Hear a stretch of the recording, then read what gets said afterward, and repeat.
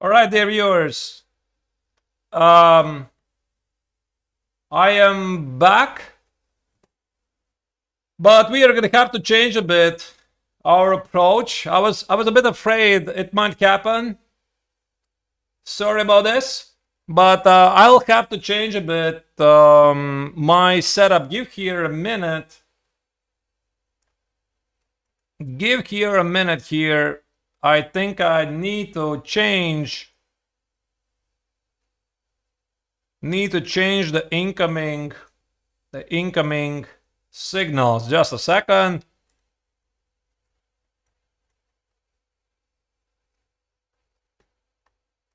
Do you hear me just fine?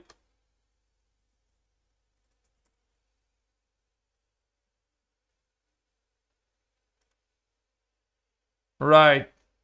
All right. All right. All right. All right. All right. All right. All right. Yes. Yes. Yes. Okay. Okay. This is silly. This is really silly. Okay. So I hope the interruption was not too much. Let me select the other feed, because yesterday it was pretty bad, and why it keeps coming back, I do not know, but something in my settings is wrong apparently. I'm gonna check with the ISP and make sure it never happens. Let me see if I can pull up all the data.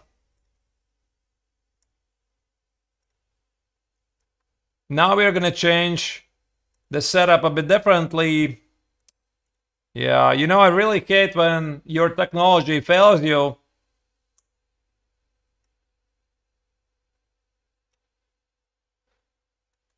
All right. All right. All right. Okay. All right. I'm ready. I got the chat back. So, now I have a question. How far did we go? How far did we go?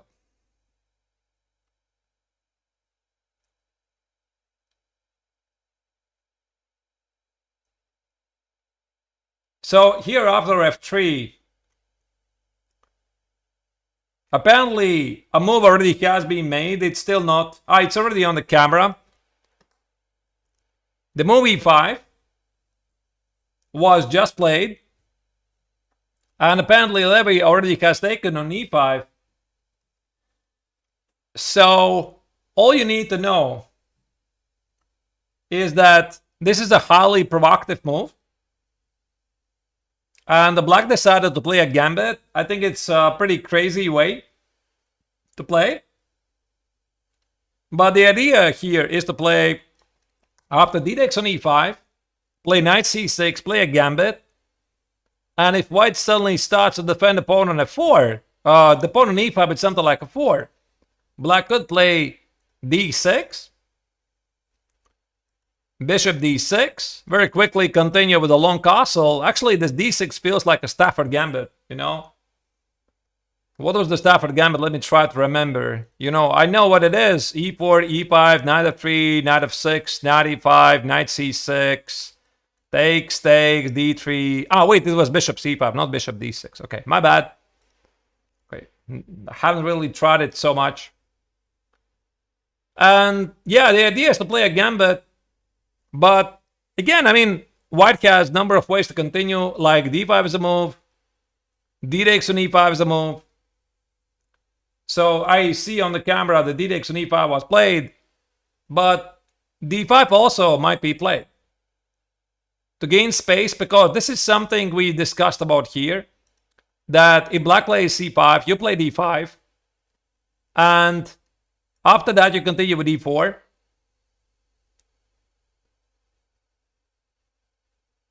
And after e4, the bishop on b7 isn't present. White has a solid space advantage. So white is doing great. And I see that Levy already has played d takes on e5 here. So the camera is a bit ahead of us. And I think that after knight c6, and I see knight c6 on the board, Levy is not going to protect the pawn, but he's going to play something like e4 and play a Marazzi bind. The Marazzi bind is something we have talked about in our training sessions. We are going to talk about all kinds of pawn structures. So d takes knight c6. So this is what Levy's thinking about right now. Let me check if I'm getting an update. Yeah, there's no more moves.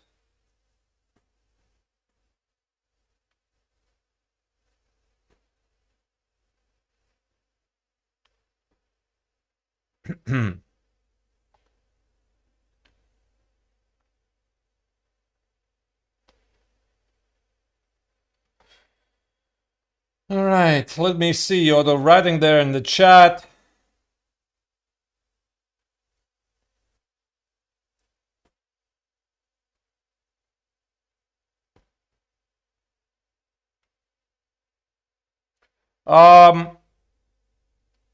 We are following with a 10-minute delay on the moves. But the stream itself, I'm now synchronized with the chat. So this is what we decided. That in case the coverage dies, because it happened yesterday, so that we can go back immediately. But to keep things, you know, so that nobody's having some silly ideas, we are gonna keep this move as this analysis position as delayed. But I already see that e5, d6, and e5, knight c6 has been played. So what I'm gonna do is I'm gonna focus on what's at present here. But okay, I slightly spoiled already is that e5, d6, and e5, knight c6 was played.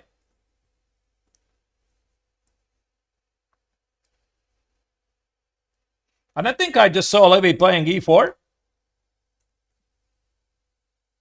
Not exactly sure from this small frame. I do not see e4. I think it makes sense to take the pawn. No, not to take the pawn, but continue development. Maybe play bishop f4, queen c2 something, long castle, be very creative. This idea of e5, let me think. I try to remember in which line it's a thing. It is definitely an idea on some lines, but I immediately cannot recall. Let me try to remember. I think it was like in some similar lines like d4, knight f6. No, not knight f6, maybe e6, c4, b6, f3. In some lines, there was this idea of e5. There was this idea. And then after d takes, knight c6, d6, black plays a gambit. So what Alberto is trying to do here is trying to exploit the weakening of the f3 move. By the way, the move here still doesn't register Levy's move. Weird. D takes and knight c6. And e4. That's what we get.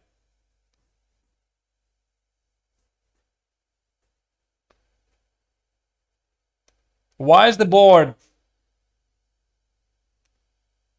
By the way, guys, YouTube is not down. YouTube is just a new link. There's just a new link. This is one of the things I do not like about YouTube, is that whenever something happens with the connection, the event is over and a new one starts. It's not like on Twitch, you know? Something happens with Twitch, there's an interruption, and you just sit there because it's going to resume. But YouTube is different. YouTube always quits and starts a new one. That's how it goes. So everything is live, even on YouTube. If you like YouTube, watch it on YouTube. If you like Twitch, watch it on Twitch.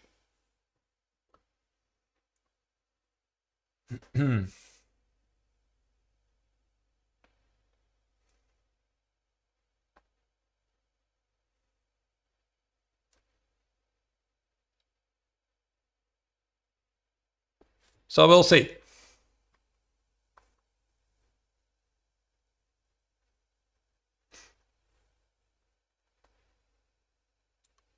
Let me see. Let me see what else I'm reading from the chat.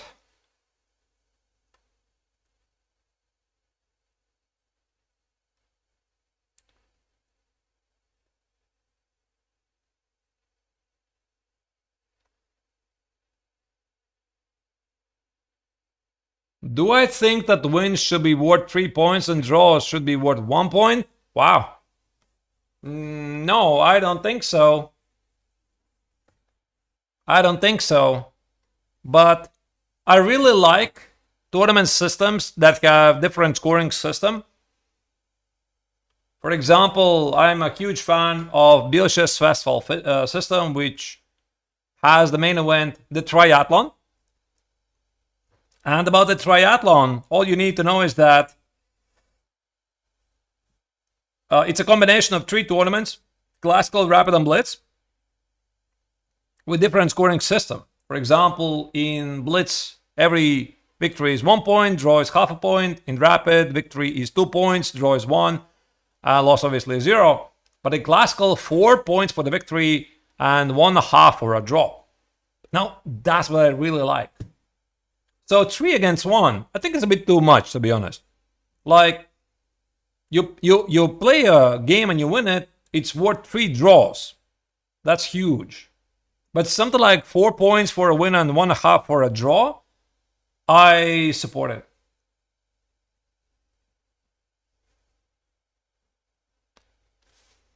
By the way, this feed is... Okay, there you go. Listen, guys. So that we keep things nice and square,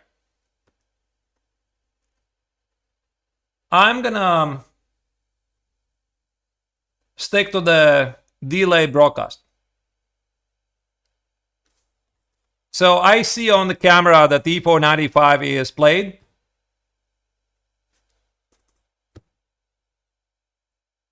But I'm using the board with a delay right now.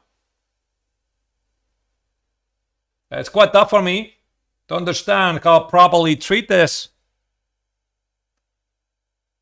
Because Levy cannot really delay his camera. No, we cannot delay. We have tried to delay the camera. We cannot do it. Yeah, I'm saying this every round. With the current setup, we cannot do it. Somebody's gonna jump in. You can do it. No, we cannot do it. There you go.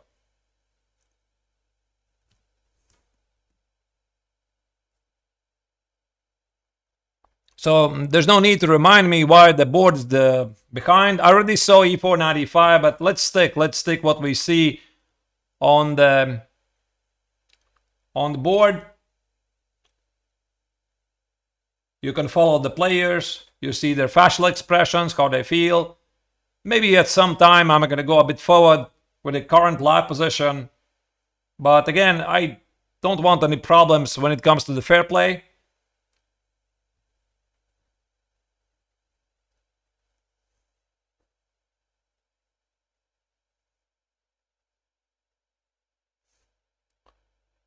If we stream the camera to the private event YouTube stream, you can manually delay it for 10 minutes. Well, it does work for us. Thank you for suggestion.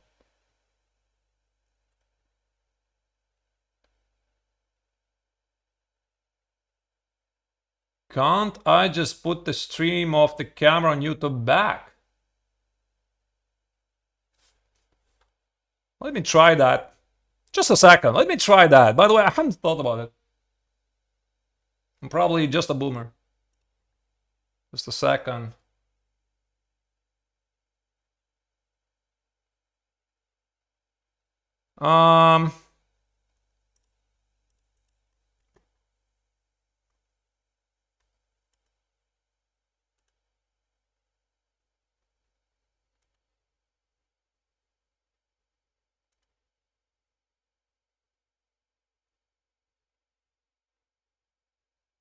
Maybe it's gonna work actually. Could it be so simple?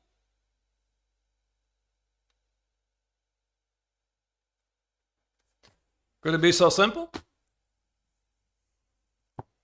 Could be. Oh, just a second. Just a second. Let me adjust it. Oh, sorry.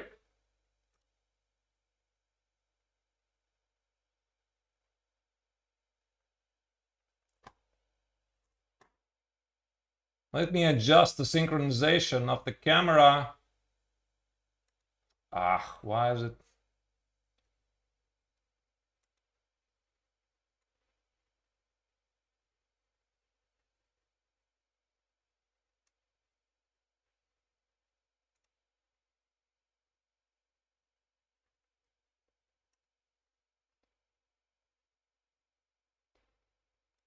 All right, I'm gonna try to synchronize it a bit later.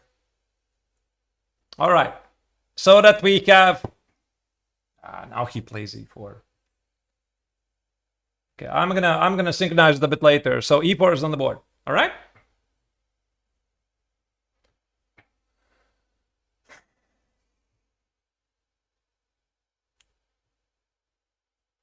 Now that there's no problems.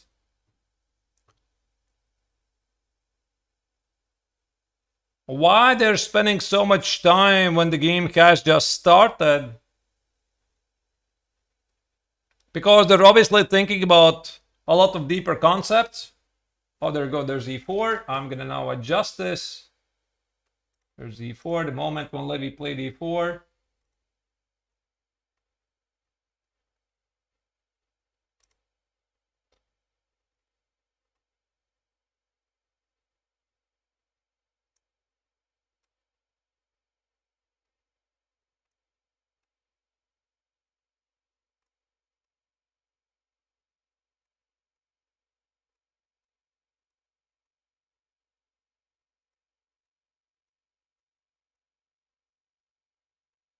Something like this.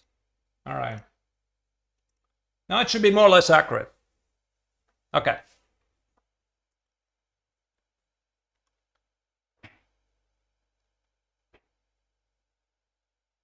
Do I like coffee, tea, both or neither? I like coffee and tea. Okay, now we are perfectly synchronized with the chat. Wow, it took an entire tournament to figure it out. That you can just scroll back the YouTube feed. I had never done this before, to be honest.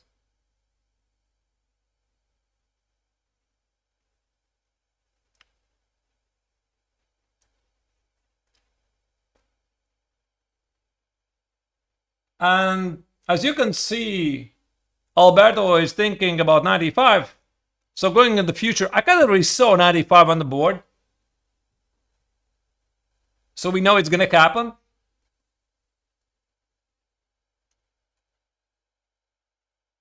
What was the issue of the board and camera delayed?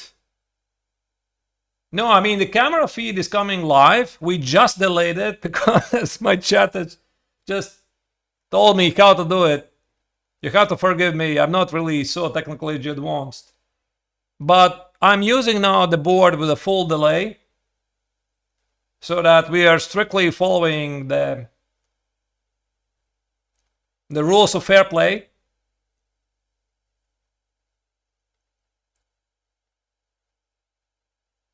You know, what I started to talk about at some point is that Levy told me that a couple of rounds, there were some players of a bit older generation, they would be looking at the camera very suspiciously. It's like, what are they expecting there? Is my face gonna pop out of it? That I'm secretly giving some advice to Levy? No, no, of course not. It's just recording video feed. Levy has no clue what we're talking about here.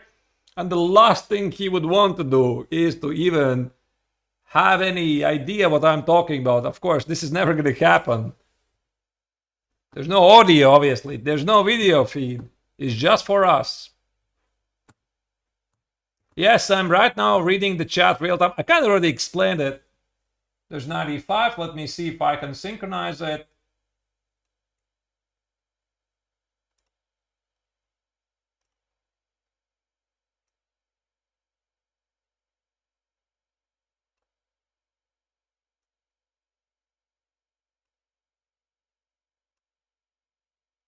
All right, I believe this is as close as I can do.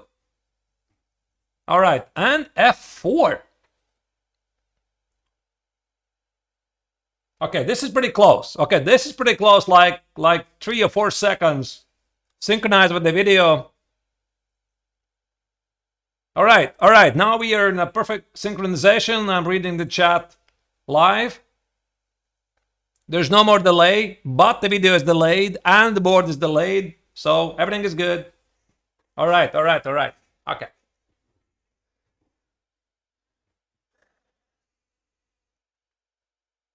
This is going to be a bit more fun, I suppose. Yeah, I didn't really like the delay in the past rounds, but it is what it is. Knight g6. Yeah, so the idea of f4. Levy is moving so many times with the pawns, but he's fighting for the space advantage. He wants to play knight f3, g3 maybe. And get a big space advantage. So what Alberto wants to do, he wants to play something like bishop b4, knight f6, challenge the pawn on e4. Now obviously f4 is a very risky move because it weakens the e4 square, but white gains space and pushes away the knight from the center. So it's a smart move.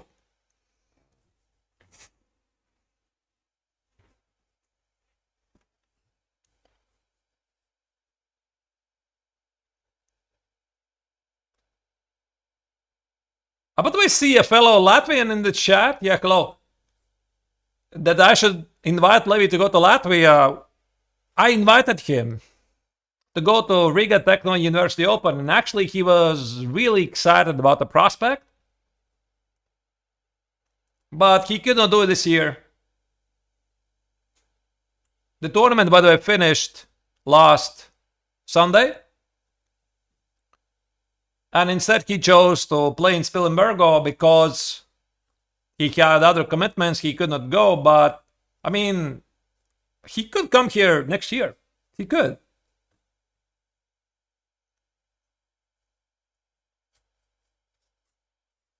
And then we could work over the board, have some training sessions, make some sparring sessions, etc. That would be really great. The only time I've seen Levy in real life was 5 years ago in Las Vegas. We just casually met.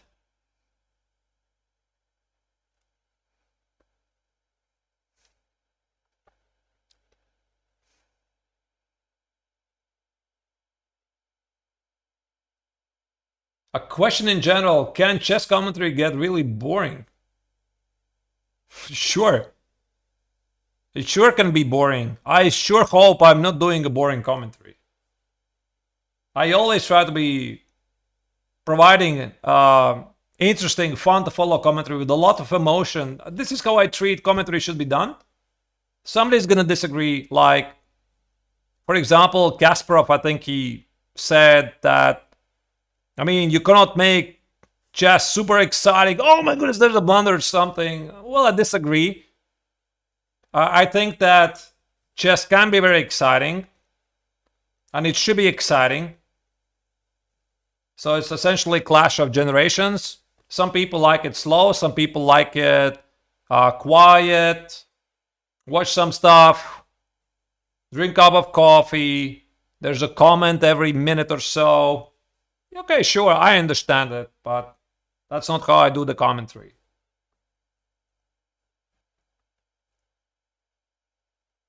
Yeah, as Ben Coder says, Levy has proven that it can be exciting. I completely agree with you there. Exactly. All right, I think knight f3 will happen, but Levy's looking... I'm a bit surprised that he's thinking here. He should be like already executing the next move. Knight f3, bishop b4, bishop d3, knight f6, e5, knight e4, whatever.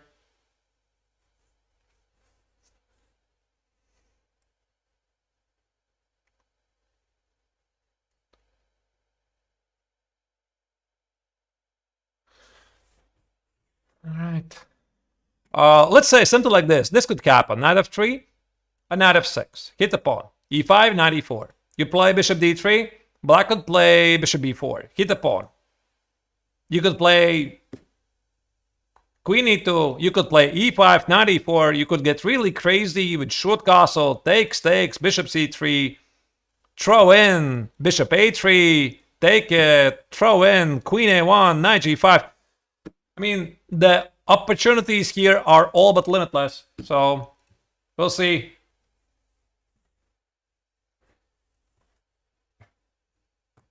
Maybe Levy's thinking about bishop d3, knight e2.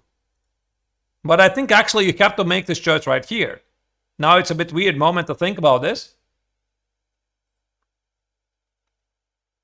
Maybe he was expecting that knight is going to go back to c6, not on g6. But knight g6 makes sense because it hits the pawn on f4 and doesn't close the bishop on b7. There's some pressure here.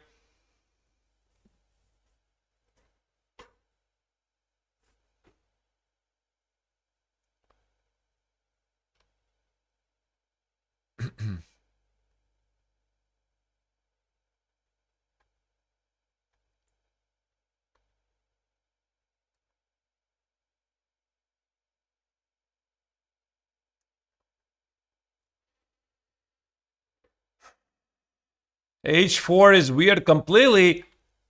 Here? I don't know.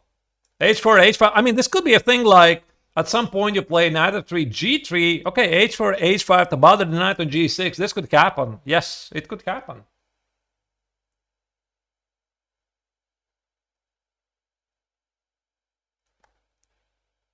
Levy's thinking.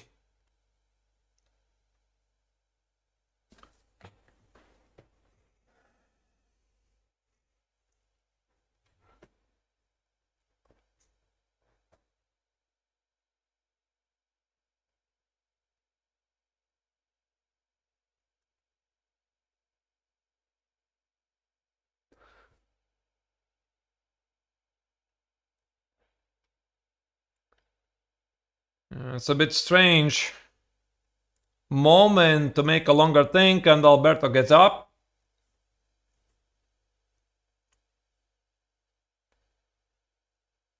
Yeah, of course there's a risk that Levy might overextend his position. By overextension, we mean that you're pushing your pawns forward very quickly and very far, and then you kind of lose the momentum. You do not develop your pieces, and then things end badly. Like f5 could be a really bad move. It's like you're hitting the knight, but all you're doing is pressing it back on e5. Your center becomes locked, and then your opponent can possibly destroy it. So that's why it's a good idea to keep the center intact, so that, for example, after knight f6, you can play e5. Knight f3 was just played by Levy. It's a good move. They have been improvising quite a bit already since very beginning, and that's why I said, Levy, to in our prep this morning, is that we expected some continuations, but I said, I mean, don't overdo it. I mean, Alberto is a smart player. You know, there's a fair chance that he's gonna try to get you out of the prep, and this is exactly what happened. But I didn't expect that it's gonna happen. Move one.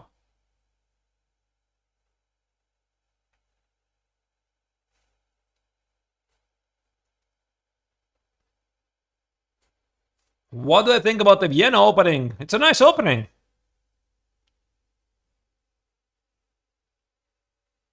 Alberto is not present at the board.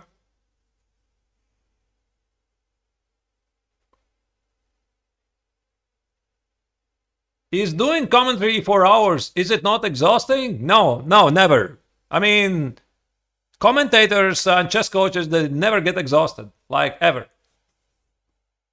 We're not human.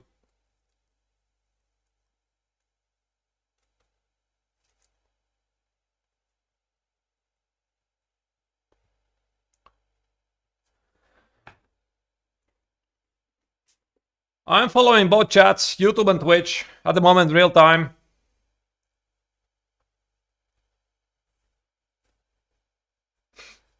So the window, the board, the video feed, thanks to the amazing chat, now is on a delay. I wish I had discovered it before. Experiences. All right, so here Alberto has to figure out what to do. I mean, bishop b4 is a move. Hit the pawn. Knight f6 is a move. What else is there? Maybe there's the room for some craziness with knight h4. I do not think so. Bishop c5 makes sense to make life for white a bit more difficult with the short castle. By the way, I don't think you can fully rule out a long castle here. This is something that Levy already attempted to do in this tournament against Stefano. No, yeah, against Stefano. Here the young Italian guy, Stefano Gonzalez Maldonado, whichever round it was, 4 or 5. I don't remember. But it didn't work.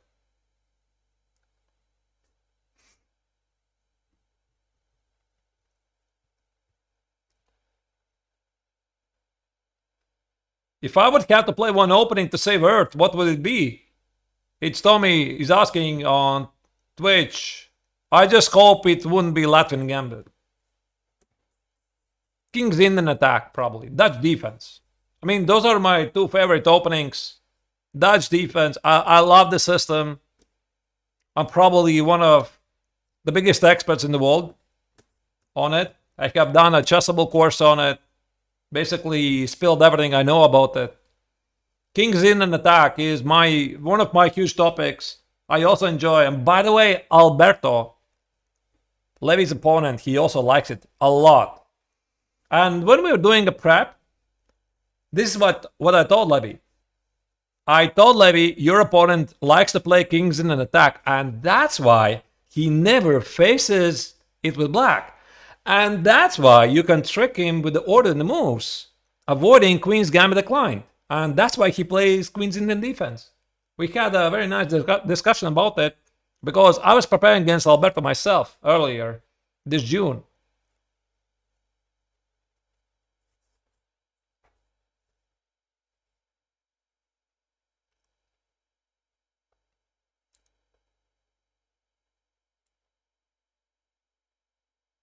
Have I done commentary before?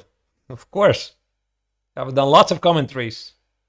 I've done commentary for Bill Chess Festival for 4 years. I've done commentaries for chess.com with people like Danya, like Petr Leko, and Yasser Seirvan, etc. It's always huge fan. It's like you're following some of the greatest chess and you have the best seats in the room. It was great, you know. Bishop c5. Okay, I mean, it's a move. So you stop white from castling short.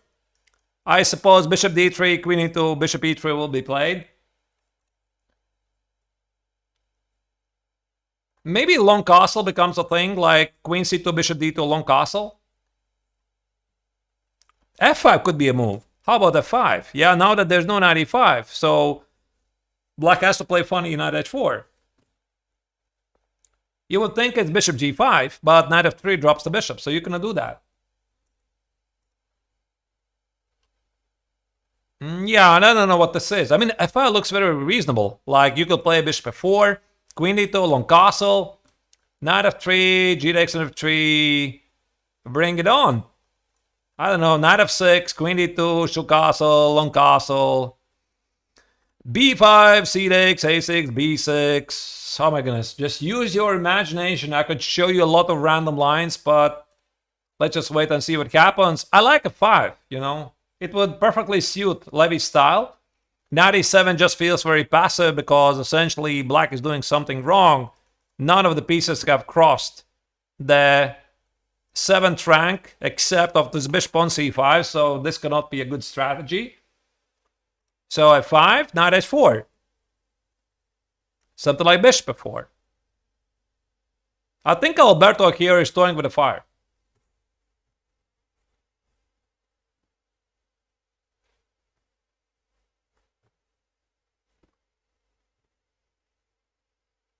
But there might be other moves as well. Levy has a great imagination. This is one of his strongest sides. Being a strong improviser is one of the greatest qualities for a good player. And that's why, for example, if somebody is a good player, but he's so, determined, his success is not determined, but his success is dependent on the very good prep. You get him out of the prep, and that's it. So he has difficulties. So being able to improvise and do it well is one of the most important skills in chess. All right, so Levy's thinking, I mean, he has plenty of time on the clock, like 1 hour and 3 minutes. Plenty of time to figure out what to do.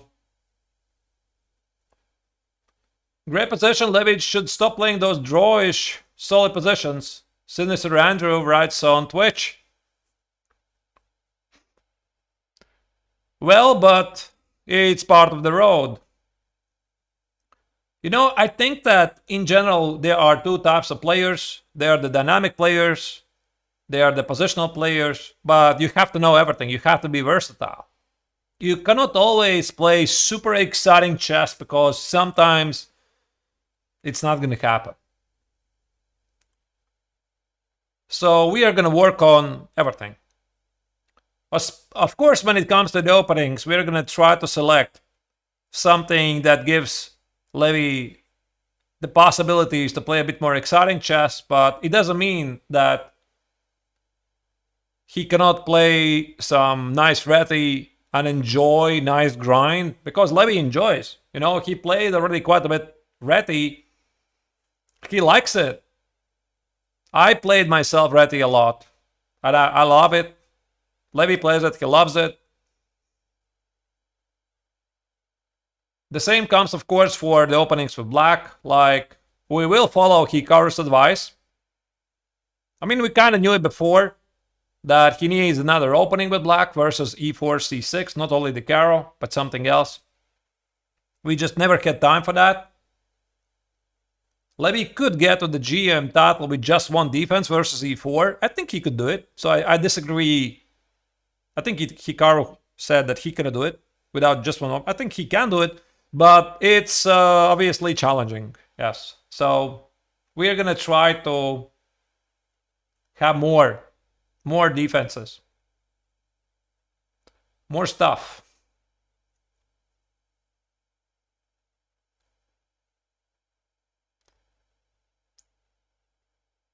Is a3 to prep a b4 an idea here? Yes, but not right now. I don't think that Levy's attention right now is on a3, b4. He's focused right now what to do in the center. So we call this some sort of a tunnel vision. You should be focusing on the center and your development.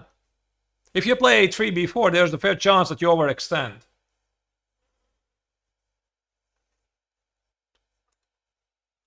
In case you missed the start, Alberto David is the strongest opponent Levy has faced in this tournament, essentially a final boss. He's a very kind guy, a great guy, great player. He used to be 2600, and now he's 25-7.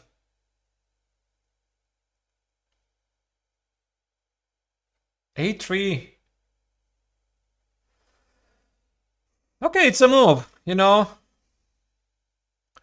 but I don't think it's an idea to play b4. The idea is to stop bishop b4 from happening, but I don't like it. Because Alberto already played bishop c5. He's not going to play bishop b4. So Levy wants to play bishop d3, queen e2, so the bishop b4 is not a problem, and the pawn on e4 is well protected. But I mean, your opponent already decided to put the bishop on c5, so why play a3? Okay, maybe Levy wants to play all over the wall, like b4 and bishop b2, but then the opponent e4 is loose. We'll see. It's a move. You know, usually we say in these positions, it's a move.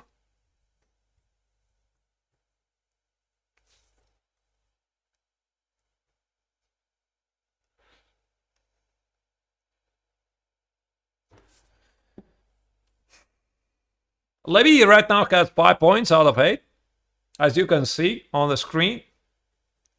No GM norm in this tournament. He's in the minus when it comes to the rating. The tournament concludes today. There will be more tournaments. We are going to draw lessons. Levy wants to win this game. He is very happy with the pairing that finally he got a chance to play against the Grandmaster. He's not going to play dry. His opponent earlier played a very provocative move e5, playing a gambit.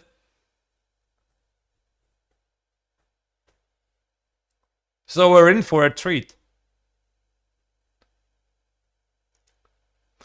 Levy might overthink it. There's a comment on YouTube by Obey YouTube. Yeah, overthinking is one of the problems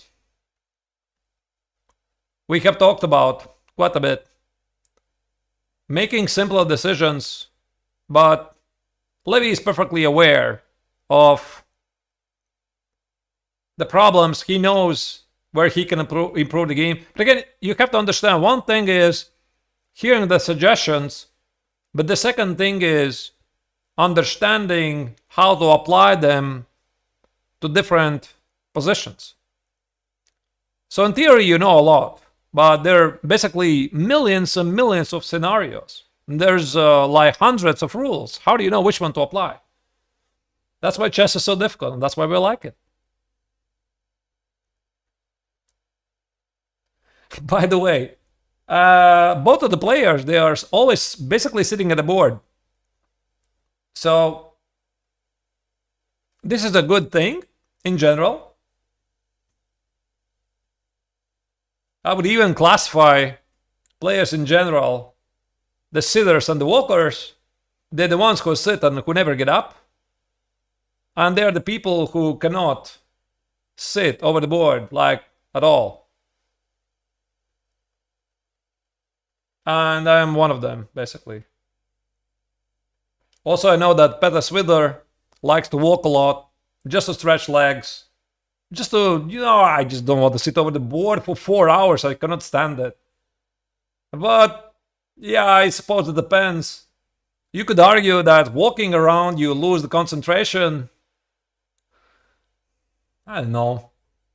Maybe.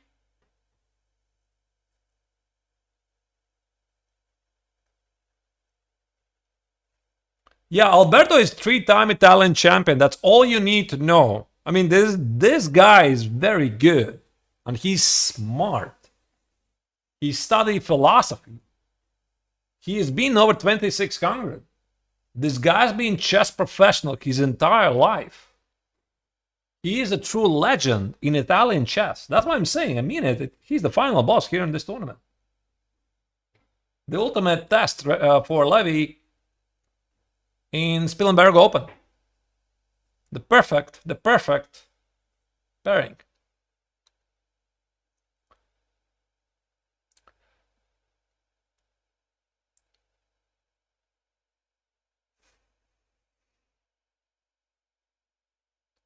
Do I think Levy does not see f5?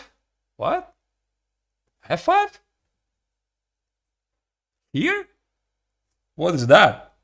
What on earth is that? Is this an engine move? f5? What? f5, e takes, and what? Knight h4?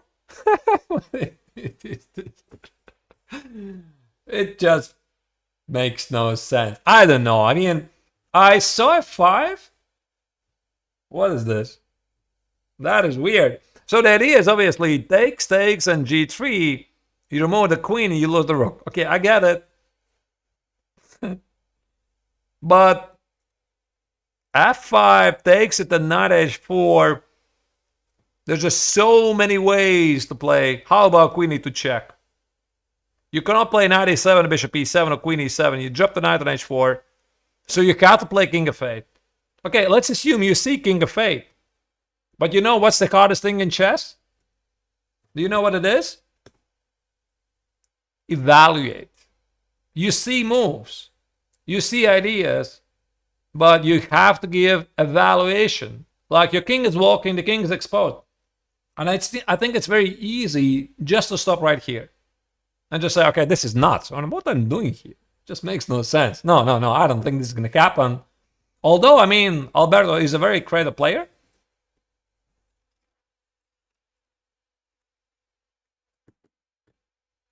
So we'll see. Elevated Peanut Console says you can't even evaluate your breakfast. Yeah. That is what it is.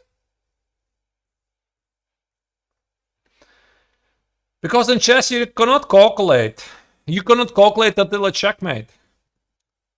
If somebody says to you, I calculated everything until the very end, I'm thinking he might be exaggerating.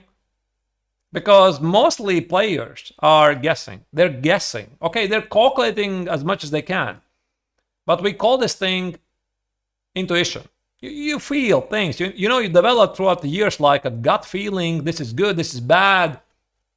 Where the pieces are positioned, am I making the correct moves? And you develop this kind of feeling about the position. It is simply not there at the very beginning. It forms in years.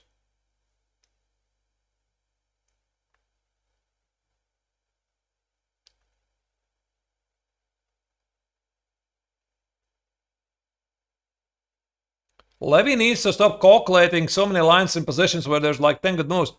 Yes, Justin. Yes. We talked about this. Just make a decision and stick to it.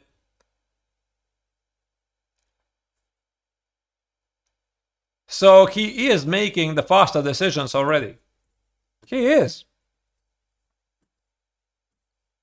You know, I used an example from my interaction with one of the most famous chess coaches and authors currently in the world, Jakob Ogert. And I once played against Jakob, 2011 European Team Chess Championships. I was playing for Team Latvia, he was playing Team Denmark. We played some Sicilians, he crushed me. And then we would do game analysis and I would ask him some advice because I think at the time, not yet GM. And I asked his advice, how did he choose this continuation over that continuation? And he said, well, when you have several continuations, you just choose one and you stick to it. You just do not overly compare. And ever since I've been following it.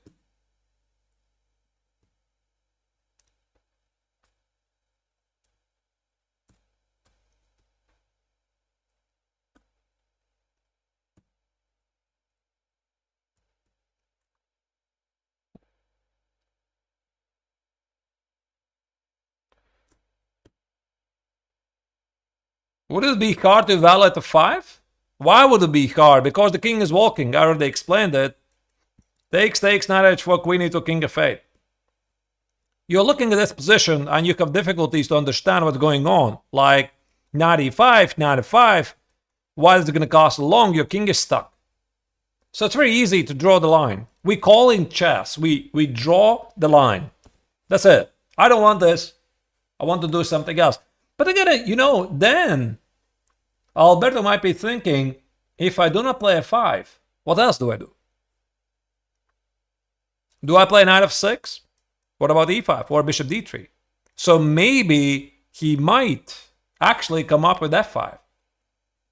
Because one of the qualities of highest level chess is understanding at the essence, the so-called pawn play. So the pawn play is you're using these things, these small things we call pawns, to generate targets in a position. You're not using them, you know what happens. You're just shuffling the pieces left and right. And if your opponent He's not exactly like born yesterday, and he's not going to make mistakes for you. You're not going to make progress. It's just how it works. So that's why one of the key skills in chess is mastering your pawn play, understanding how it works.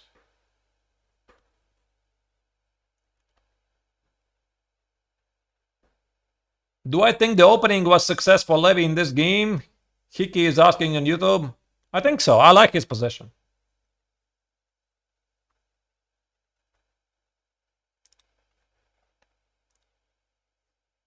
I mean, this is only the start of the game.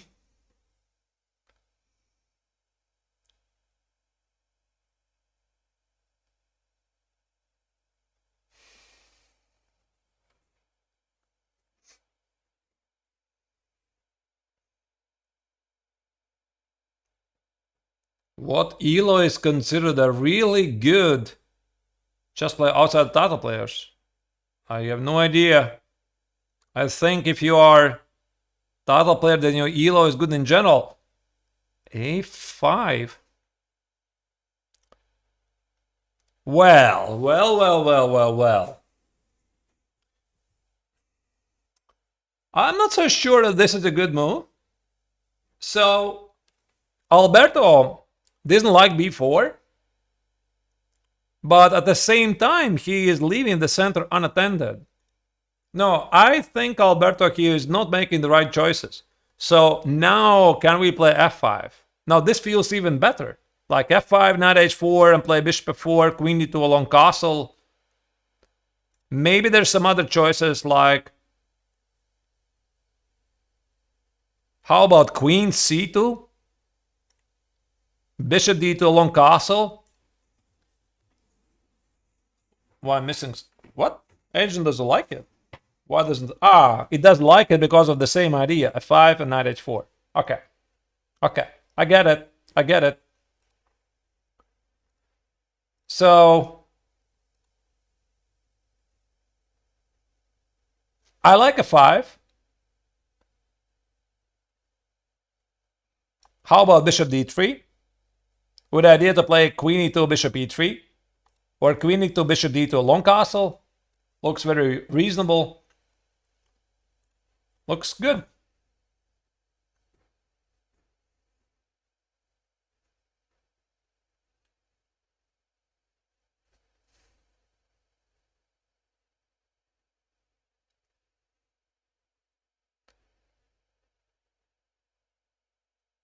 Do I think GMs are easier to beat than IMs? No. Absolutely not. There was a question on Twitch. GMs are, in general, stronger players than IMs. So the logic says they should be tougher to beat. But, okay, it depends on the playing style. You know, I think this would be more appropriate answer. Like, imagine this. It might be easier to beat a 2750 guy who is a very explosive player than it might be much harder to beat a 2700 guy who is purely positional. The guy is so dry, nothing is going to happen in that game. You could find examples, so I'm not going to name anybody. We have different playing styles, we have different players. So people treat chess differently. And you're playing against 2750 guy. Okay, maybe not 2750, we can use 2550 or 2500. I'm just comparing, you know. So 2550, a very sharp player, you might have much better chances to beat. Because the guy is, you know, risking, he's going forward, he's accepting challenge, he's playing gambits, he's, you know, making things really exciting and it's fun to watch, and he might miscalculate. But you're playing at 2500, let's not use 2700, let's use 25. You're playing 2500 and the guy is just so dry, so boring. The guy is like literally not making a single risk, and you have to do I don't know what to beat the guy. Yeah, there are such players. So I don't think it will be IM versus GM who is tougher to beat. It will be due to the playing style. They're super solid guys and they're super creative guys. You know them.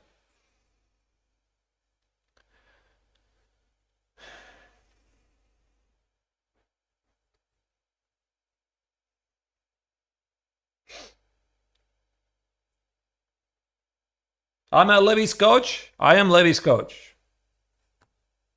I got the question a couple of times.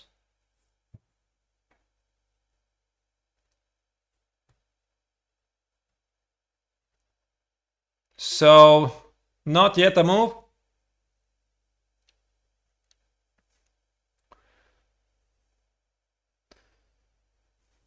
Yeah, the position is very complex. You know, I think in general it's a good idea to spend time in positions where it's not clear how do you continue. I believe in chess we mostly have 3 moments when we have to make big choices. I do not think in general it's a good strategy to spend like on average 10 minutes a move. Your opponent responds something and again you play 10 minutes a move. It's just not right. So I think you need to stop at moments like being at crossroad. Which road do I take? Left, right, up, down, middle, circles, whatever. So you stop at those moments to think about where you're taking the game. And then you just play by hand. That's how it should be at a good level. Yeah, so when you're like overthinking, like every single move is difficult, then it gets tough. But sometimes what happens is that you have difficulties to guess your opponent's moves. You just don't feel the guy, you know, it just feels very bad. You're calculating stuff and you think you understand your opponent and then he plays something else. Then you calculate something, you calculate stuff, and then he plays something else. Like something you haven't even expected. And you start to think, what I'm doing? I cannot guess the opponent's moves.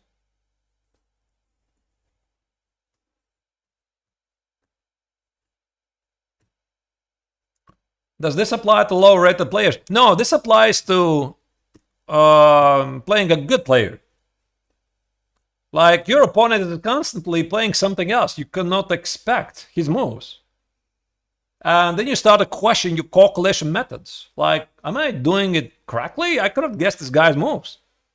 It kind of affects your confidence. We talked about this with Levy. And at least once in this tournament, it happened to Levy. Maybe here he's feeling something similar. He's like, what, a5? What? No, you should have played something else. What is a5? You know, I played a3 not to play b4. I played a3 to stop bishop b4 or something. And now you play a5. What is this, you know?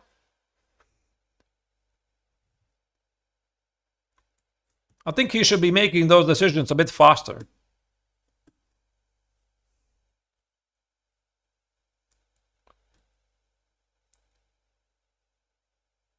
I have no idea what Levy's going to do. You know, guys, I don't know what is with you. You don't like my pronunciation of calculation. I think I'm doing it really perfectly. Calculation, that's the best I can do. It's pretty good. You know, I'm pretty sure I'm saying it correctly.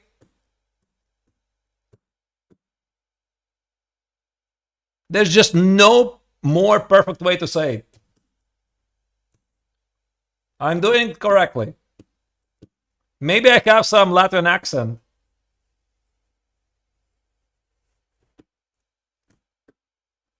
Actually, I have no idea what the Latvian accent even sounds like. I know I have it. I'm perfectly aware of. I mean, English language is my third language.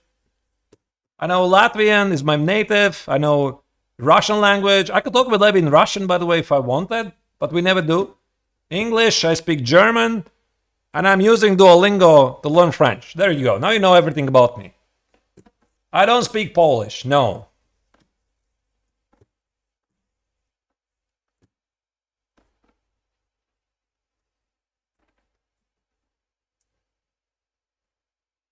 All right, Levy, you gotta make a move.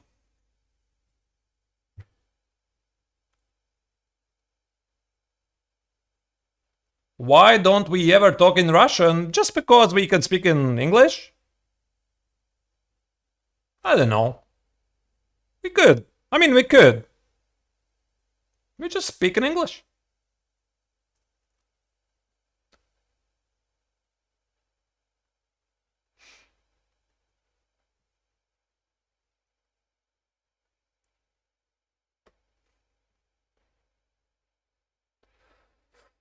All right. You know, one thing I wanted to mention about the time management, I have noticed this when I've been playing myself. And in case you're wondering, do I have any experience? Yes, I have some experience. I'm a GM myself, so I do have some experience. So I have noticed one thing. For some reason, and I think this is purely a psychological thing, you tend to play at the speed of your opponent. Mostly. Have you noticed this? Let's say you are playing an over the board game, a classical game, and you have something like 1 hour and 50 minutes on the clock, and your opponent is something like 50 minutes on the clock. On the next moves, your decisions will be played slower. They will be made slower. And you know why? Because subconsciously, you're thinking, oh, I have 25 minutes extra on the clock. So this means I can think a bit longer. Those of you who have played, you can maybe think about this.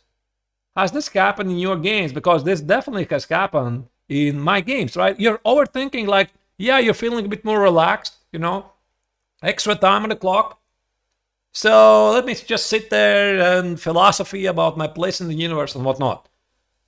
This is a common thing, you know? And that's why it's a good idea to play at your pace.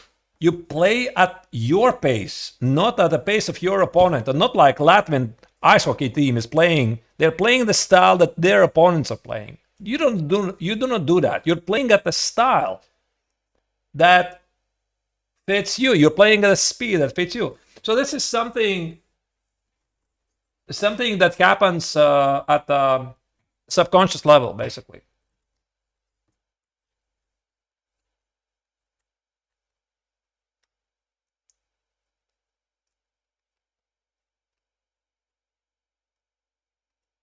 How would you keep calm if you realize you made a mistake over the board?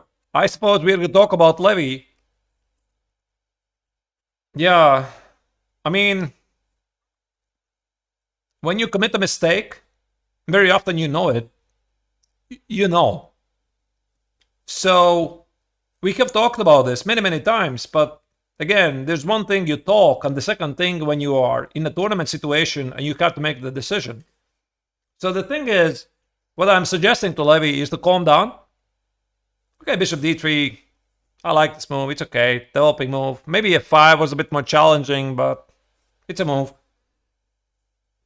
And what I'm suggesting is that Levy should calm down and just breathe. 5 minutes, 10 minutes, 15 minutes, and then figure it out. But never, ever, ever play immediately. Never. Because a very famous concept is mistakes in two mistakes in a row.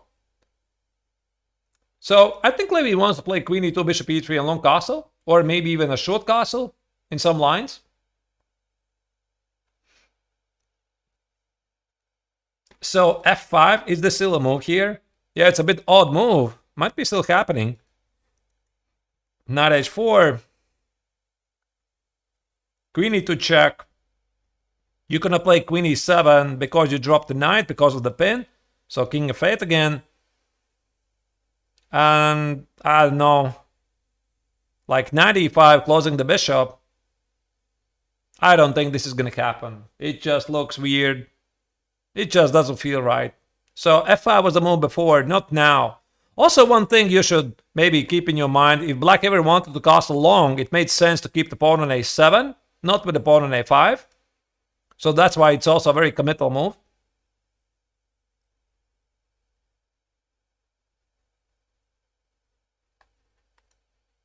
Maybe knight f6. Yeah, but knight f6... Wait.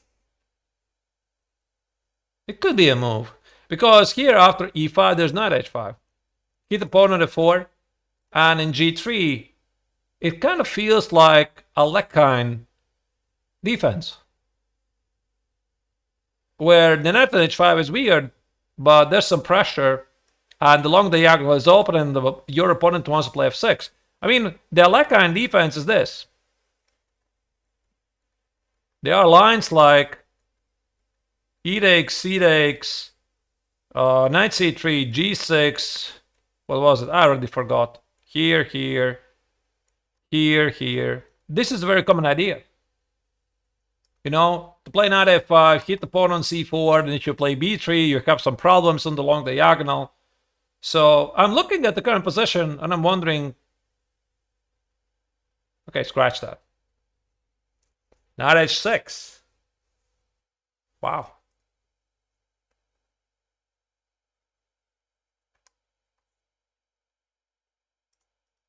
I have no idea how Alekhine should be pronounced. Alekhine, Alekhine, Alekhine, I don't know. Alekhine, I think, is English version. Alekhine is in Russian. Or Alekhin, I don't know. All right, so knight h6 here, I think what Black wants, he wants to play a short castle on f5.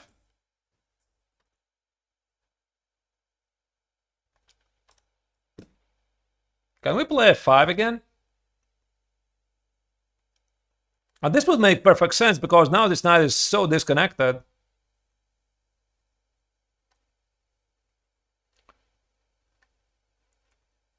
Knight h4. Ah, wait. That's a problem. Because now you're going to play bishop f4. The pawn on g2 is loose. You know? We compare this line here. I was talking about f5. Knight h4, bishop f4, queen d2 long castle. And you see the pawn on g2 is protected. So if you play bishop d3, knight h6, and I'll play f5 to try to undermine the knight on h6, knight h4 is played, and the pawn on g2 is loose. So you're a bit slower, so you have to play something like queen e2, which might be still okay. I like it. Oh, maybe there's some knight g4 stuff. Oh, wait. Yeah, this looks a bit scary. There's some holes in the position. Like take, a knight e5, or queen h4 after the trade. Looks a bit scary. Like g3 takes, knight e5, black is better. This knight on e5 has been installed. And you cannot uninstall it by normal means. So no, I don't think that the 5 will happen. Queen e2, bishop d2, long castle. My money would be on those moves. Short castle. By the way, one thing I wanted to mention to you, this trick. Whatever, let's say black plays here. You cannot castle short. There's not a 4. Never missed this.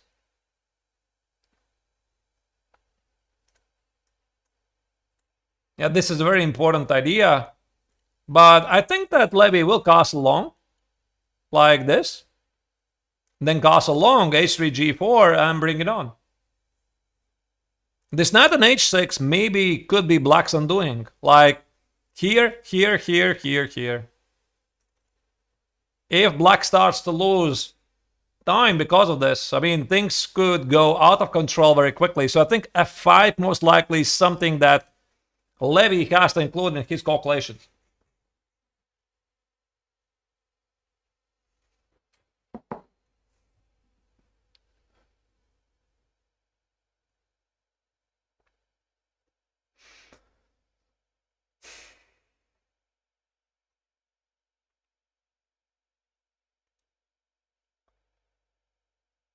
Thank you, Scott. What's the highest elo opponent I've ever beaten? Classical games, I suppose. Pavel Ulyanov was 2750 and a top 10 player. I've beaten him with black. That's my highest win. Online, I have played all the great players, basically. I have played Magnus, I could play Hikaru, I could play Grishuk. I beat Grishuk, by the way. Online, but okay, it doesn't matter. I beat Kramnik, by the way. With white color this year in one of the Chessable Masters play-in. I think it was, yeah, Chessable Masters play-in tournament. Yeah, it was a very interesting win.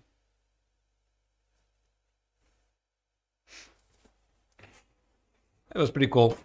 So my only victory over a former world champion. I've never beaten any world champion before.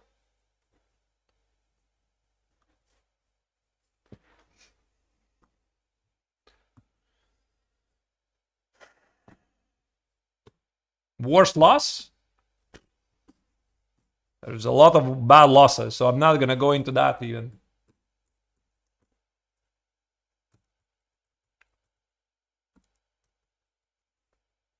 Knight A4. Okay. But okay.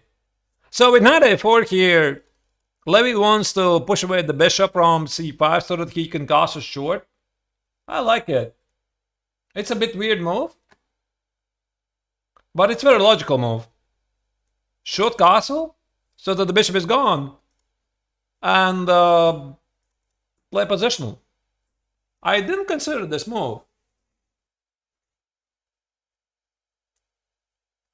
Could it be that this is what Levy did in the very beginning? You know, he played A3 to stop any bishop B4 checks ideas, like here, right now. He was considering bishop D3, knight f6. He was considering this. And now there's some problems with either the check. Yeah, but of course, the pawn on E4 is hanging. So he played this A3 move just in case. So that there's no checks. Oh no. What? Is this a move? Ah, yeah, it's a move. Yeah. I was thinking why not E5, but yeah. E5, bishop E7, you retreat, you try to overextend your opponent's position. And yeah, he hits the pawn on F4.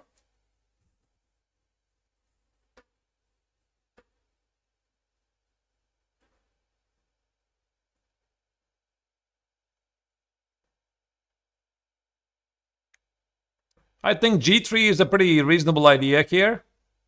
Try to limit the bishop, try to limit the knight. And most likely Alberto's going to play F5. You could play E5 and should castle. I think I would probably play G3 pretty quickly. F5, knight E5 makes no sense. You give up the E5 square. Now this F5 opportunity is gone. E5 is the move. But then basically you're never playing F5 again.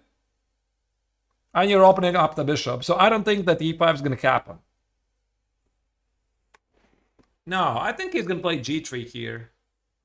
But again, time management, I do not like this. I mean, Levy, you got to play faster.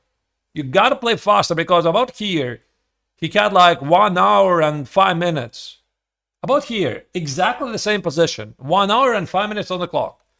So 3 moves later, he's down to 40 minutes.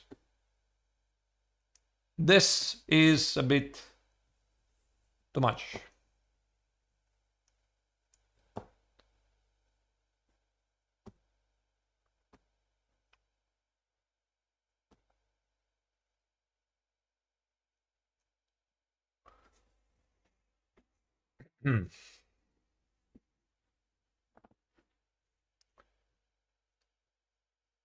Yeah, also, Alberto has 5 points out of 8. He was seeded number 4. He was one of the pre-tournament favorites.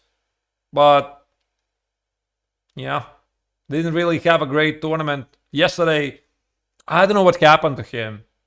It was such a weird game. He was down a piece. His opponent blundered the queen. He just resigned. I think there was a problem with the PGN relay. The game was not broadcasting correctly. By the way, this is something I think I mentioned in one of the broadcasts. I have developed distrust to the relay from time to time. So that's why I would like to see some sort of a confirmation what's happening.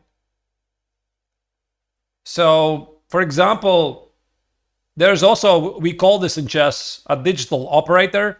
There's a guy usually sitting somewhere in Italy, in Spilimbergo, and making sure that the moves are broadcasted.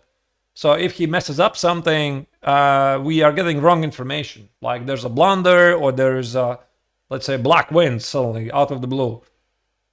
So that's why I'm not always trusting everything we are seeing. But we have camera for that.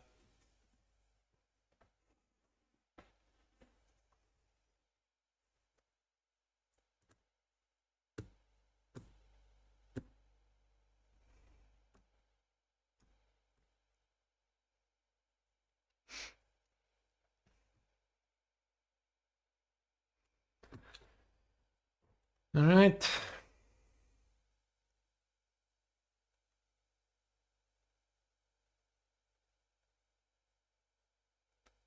He is gonna drop below 2500 from this. Beaver is asking on Twitch. You mean Alberto? Yeah, I think he is already out of 2500. So his rating is a bit on the decline. I don't think he really cares about it so much. He just enjoys playing chess. He does it a lot. Already in this tournament, he has played in so many tournaments. So, just enjoying.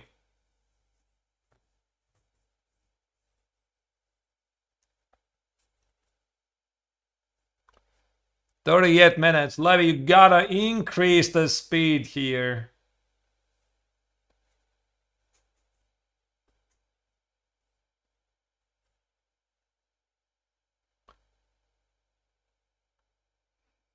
You know, one thing you don't want to do is you don't want to get to the critical position with not enough time on the clock. The only guy who can do it, and he is an exception, is Alexander Grisham. He is the notorious time management guy. I mean, don't repeat him. It's just unbelievable. He's just only one, basically. Everybody else, I think it's a good idea to follow a bit your time usage. It's a big topic in chess. So, we have talked about this many, many times. But I mean, there could be many factors that are contributing to your time usage. Like, you don't know the position. You don't know what's happening. You're not guessing your opponent's moves. It's a very complex position. You don't feel well. You had a bad sleep. There's so many factors that affect your performance, your decision making.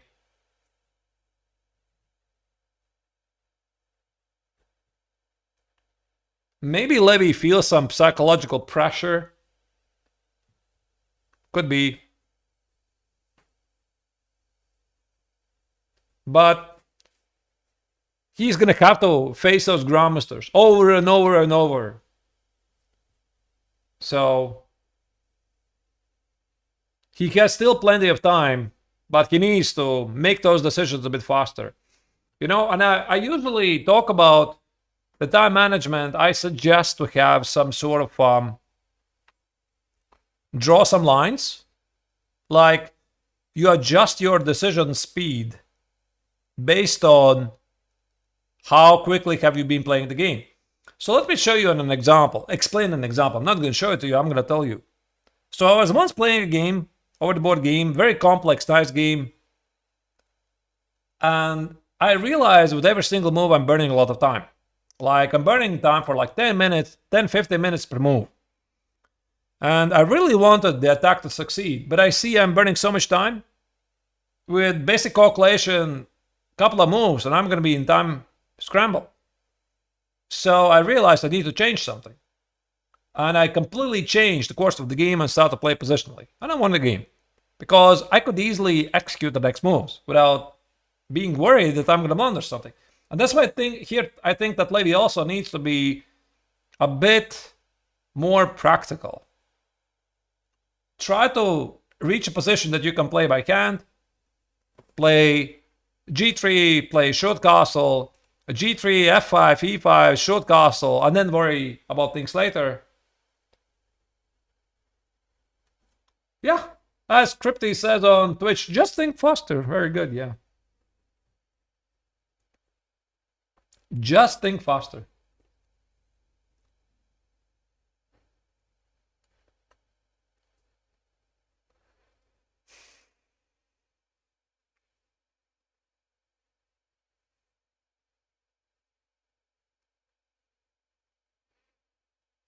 Yeah, this is only move 11.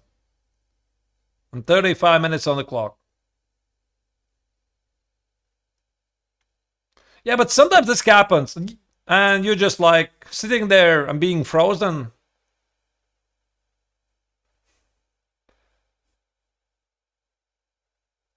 So we are going to have to, work on this quite seriously. We have to talk about this, but yeah, it just happens.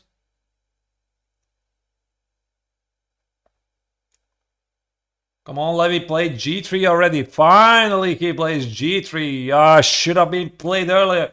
I think Levy's pretty mad with himself. I mean, why am I spending so much time here? Why did I sit on this simple position 94 and g3 for 20 minutes? The feeling for the clock situation sometimes disappears, You just... I know it perfectly. It just happens. You sit there, you look for some stuff, and then you're like, oh yeah, where did my 20 minutes go? Do not forget, this is the morning game. Okay, now already in Italy, it's almost noon.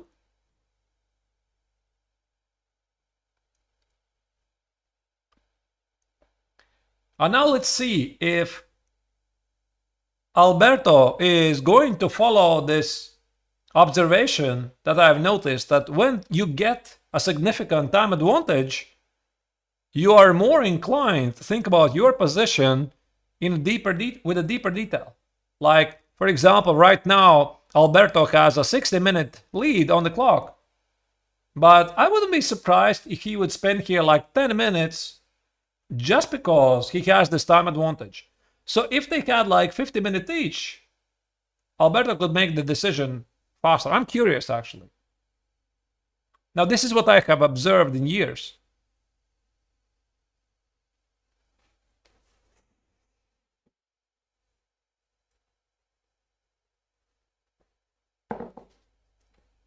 Levy wants castle short.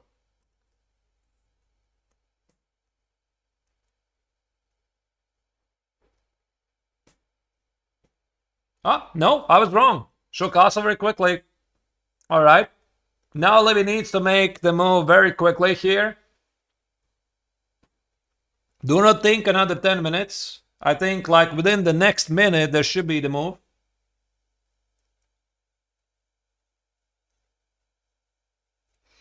Stormer is asking if Levy wins this game, will he end up losing or gaining points? I think he's going to be about the same rating, maybe +1 or so. If Levy wins this, he's winning about 7 rating points.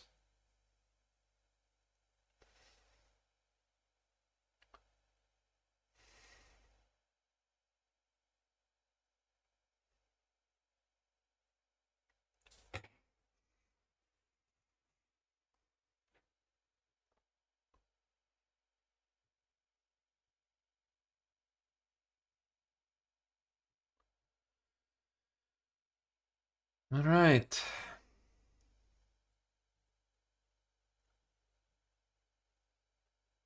Yeah, Genki is thinking. He's not sure. Not sure about something.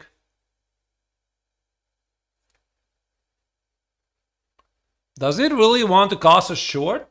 I think he does. I might be wrong. Maybe Levy wants to cast long. No, there you go. Okay. Short castle. Okay, the pace was a bit too slow, but okay. It's still okay. But okay. It's still okay.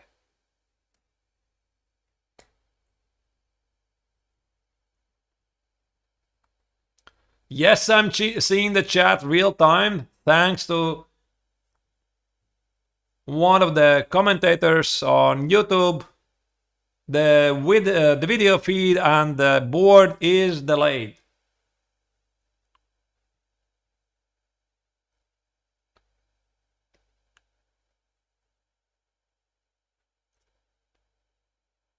So the stream is no longer delayed. The video feed and the board, they are.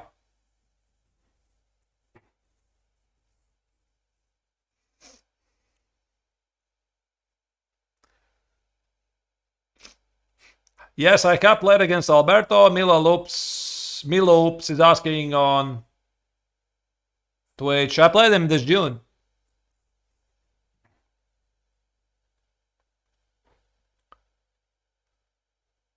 Yeah, it's a very unusual position with the knights on h6 and g6. Alberto here probably is going to play a5 at some point. Or maybe he wants to play rook e8, hit the pawn, force Levy to play rook e1, and then play f5, and then play bishop f8 and play d6. Because if he is only using the pieces, like the knights, the bishops, the rooks, you can play rook e8, you can play knight g4, you can play bishop f8, you can play knight f6, you can play rook c8, you can play bishop a6, whatever.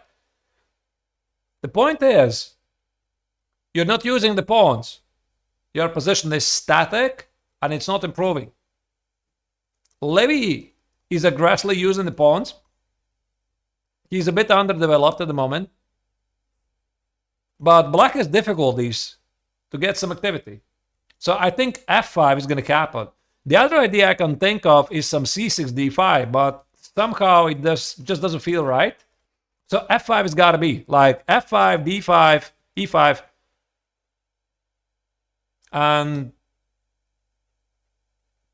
maybe actually he could do it something like this: bishop c6, hit the knight. So Levy could go back, and now play f5, e5, bishop c5, king g2, and d6. This makes a lot of sense.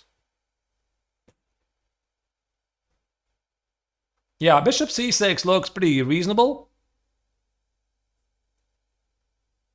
But again, maybe Levy doesn't have to do all of those things. You know, maybe he doesn't have to play knight c3. What if Levy plays, I don't know, e5? Hitting the bishop before. Maybe now you can take it and play bishop c5, but this is a different position. Now you're opening up the position without the light square bishop.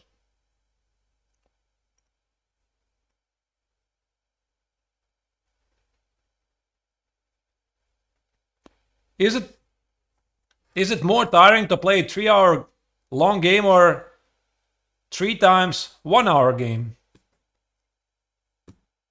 Well, I think the answer is pretty obvious. 3 hours one time, 1 hour game is 1 hour each. So that makes 6 hours. 3-hour game is 3-hour game. So 3 is less than 6. I have no idea what's the longest game that, in terms of the spent time, Levy has played. I could ask him. My own game, the longest game I have ever played, in terms of the spent time, is 8 hours. I played it back in 2021 in FIDE Grand Swiss versus, you might know this guy, David Howell. That was fun. So I was pressing for the entire game for the victory. No, we played a draw. And we arrived at the hotel so late. We were so exhausted. Everybody had left. There was basically no dinner left. And we had it together. And then somebody made a picture of us and posted a tweet that we can't have it enough of each other, that we have to make a dinner together. Yeah, but it was fun. David's a great guy.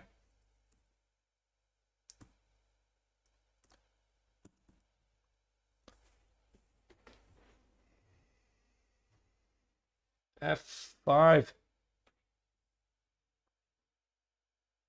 F5, E5. Some sacrifices here. I don't know.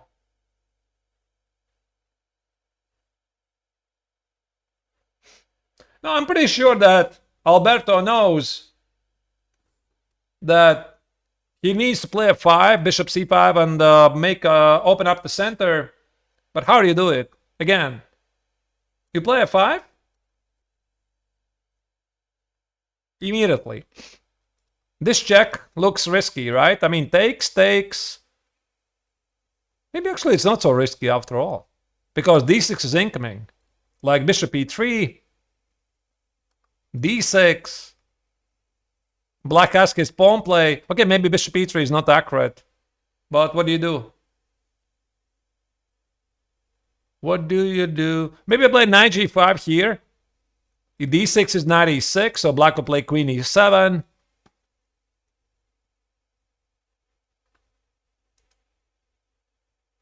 By the way, it just looks very logical. Here, I think that Levy has to play E5 because opening up the position like this looks a bit risky. Black is very active, although the bar somehow likes it. And maybe actually you can just play queen C2 or something. I would be a bit of concerned about this, you know. I would be concerned about this because my king feels quite exposed. The bishop should be on G2, not on D3. I have a lot of light squares here. I don't know. I mean, it's tough. Tough to understand. So I would be more inclined to play E5 probably. Try to limit the knights here so that the knight on H6 remains passive. So bishop C5. Probably knight A4 has to be traded. And now, I don't know.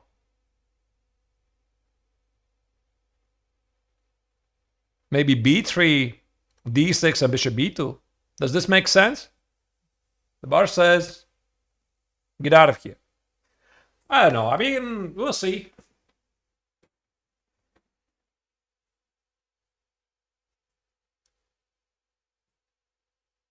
Maybe he actually has to take on F5.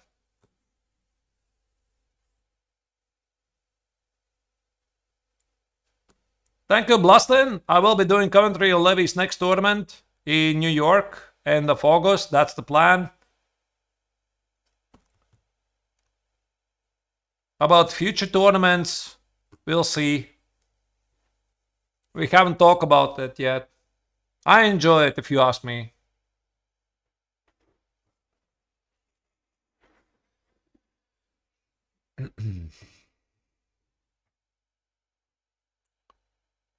Yeah, now Alberto is thinking a lot.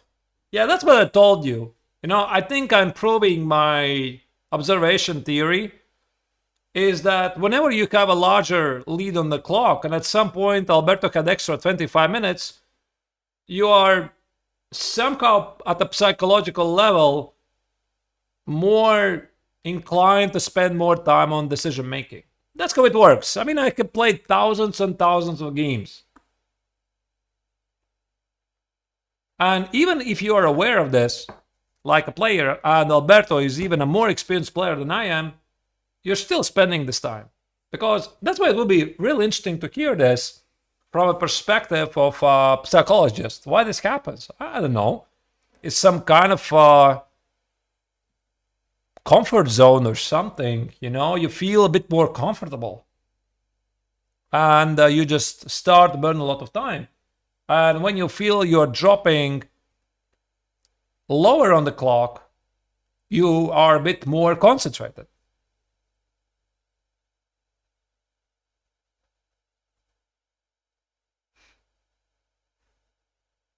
So let's give Alberto like a couple of 5 minutes, and he is going to catch up with Levy pretty quick in terms of the clock situation. But wait, let me look at this position after F5. F5. So the bar likes this move. It's a bit counterintuitive, but let's check. So what's the idea here? Maybe knight G5? No? I was thinking some bishop b4, queen h5 ideas, but oh my goodness, the king is one check and you're dead. Okay, we kept the knight on c5 for that, but you get the fear, right?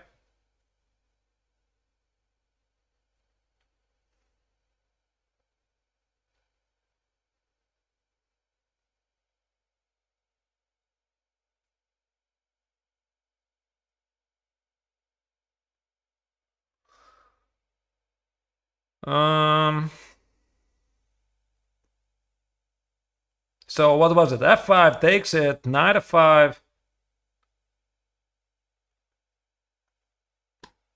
Maybe go back?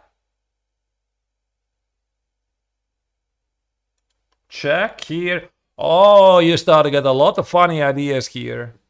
Knight h4, knight h4. Yeah, the bar hates it, but I see a pin here.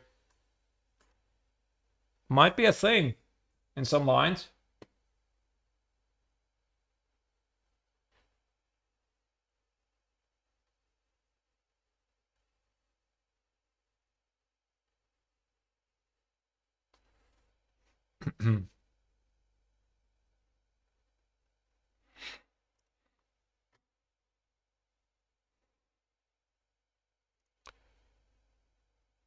So f5 takes it and knight f5.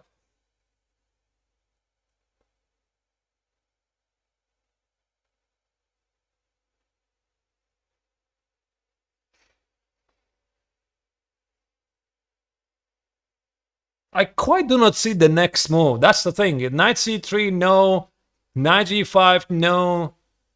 What's the next move? I mean, king g2 walking under a pin, no. Bishop f5 looks just so risky. Giving up the light square bishop. I don't think Levy would ever consider this. No, I don't think this is ever going to happen.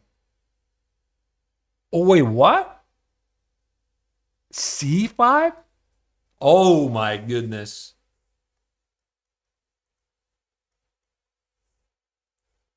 Wow. Yeah, but you can easily miss this. Like bishop c5 takes, queen b3 check. How is this even not winning? Because black is blundering a piece. d5. No, not d5. I was thinking how to trap the queen. King h8. No, I'm stupid. I don't understand it. I mean, okay, now white is winning, but f5 and c5 is so easy to miss. It's so easy to miss because you're thinking about how to improve your pieces, how to close this diagonal, and yeah, then black basically has to play bishop e7. Which, by the way, still is not very clear. Maybe queen c2 hit the knight? Yeah, now it makes sense because if I would play queen c2 immediately, then black has queen f6. The knight is protected. Also, there's no knight e7 here. You see? That's why the sequence of the moves, f5, e takes, knight f5, c5, is so important. Because bishop e7 and queen c2, there's no knight e7, there's no queen f6. So you basically...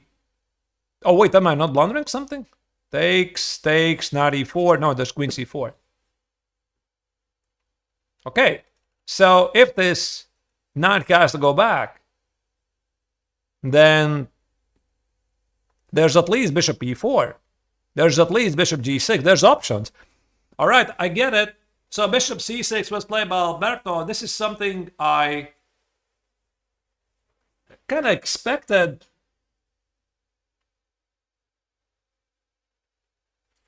With the idea to draw away the knight so that he can play f5, bishop c5, and open up the position. Okay.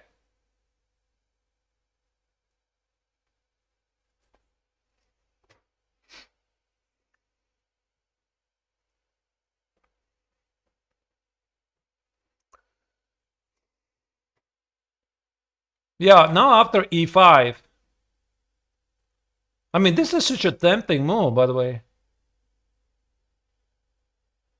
You give a check, and then you rip apart the center with moves like f6 and d6.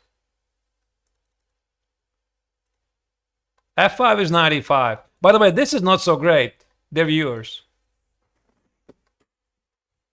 Because even though you double the pawns and you weaken the king, you're just giving the center in the hands of the opponent, and the dark square bishop is controlling so many dark squares around the king. Queen f6, and you have no attack.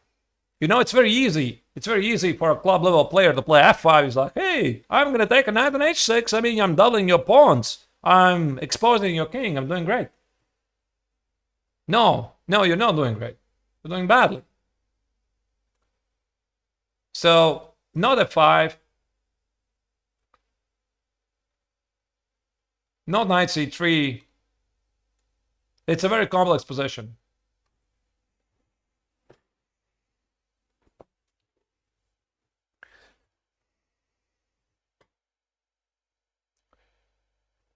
And Levy again is burning time.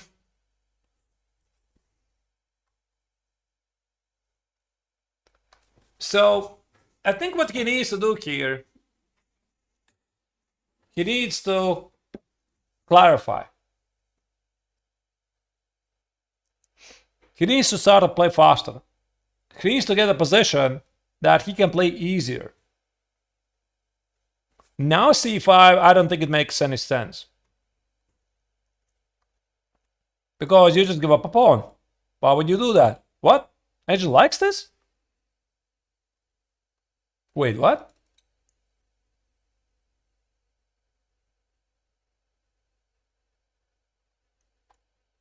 And if I take with the b takes... Oh, come on. It's never going to happen. No, I mean, I totally get it.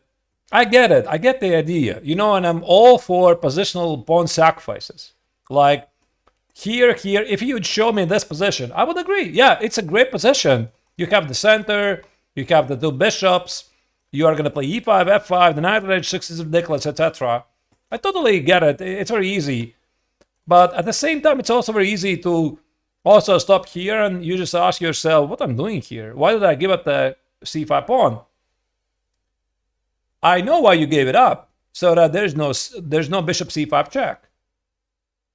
So if I'm playing c5, then I need to have a follow-up. It's not just about the one move. So I don't think that Levy thinks like this. He's like, okay, maybe he looked at c5 and some lines, okay, it doesn't work, let me look at something else. But if he's going to run out of ideas, he might go back to the c5 idea. If he realizes that this is a big idea, a big threat, then c5 might be a thing, but it's a very hard move. King g2, okay. Removing the king from the check. I'm basically inviting black to play f5. It's a nice move. In a couple of training sessions with Levy, we talked about these quiet moves.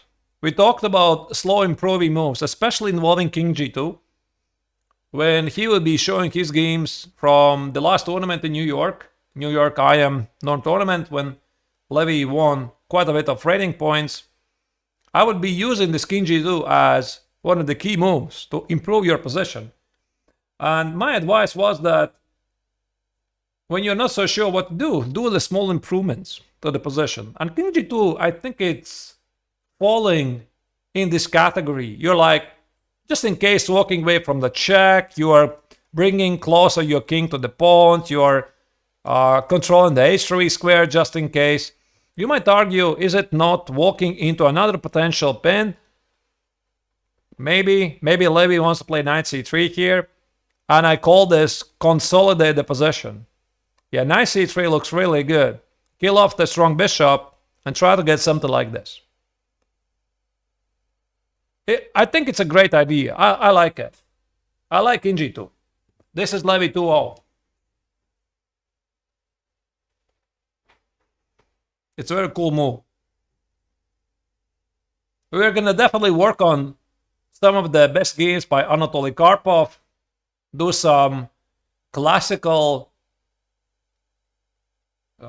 some classics. Look at the classical games by former best players in the world.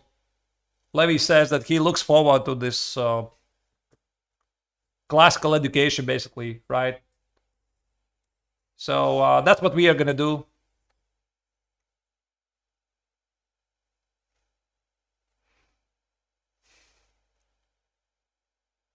He should be feeling he's in control of the game. I think Levy suspects he's better, but he's not happy about his time management. He's not happy.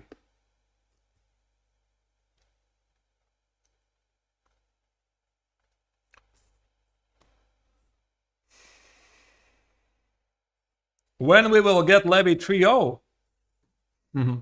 Josep L is asking on Twitch. Well, for Levy 3-0, he needs to be a bit more consistent, I think. For Levy 3-0, he needs to have a better time management. Sometimes not fall back with the pieces. This is what we noticed in the tournament. And be a bit more confident. So yeah, when he's going to do that, I could say that Levy is going to be 3-0. 3-0 Levy Roslin.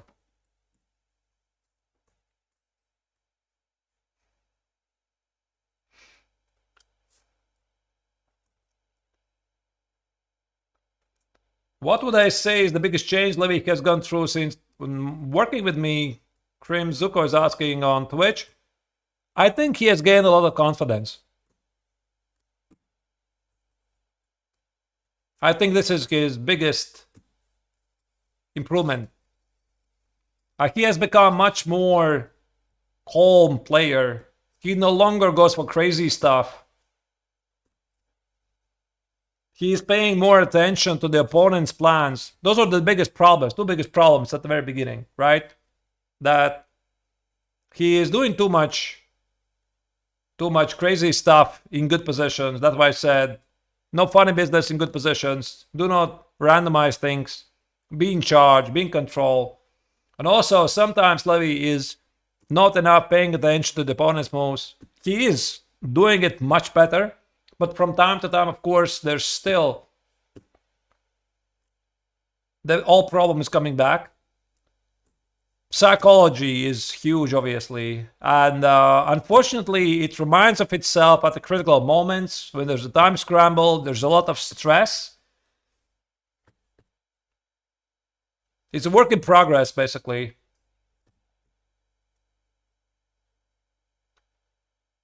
But he's already playing differently.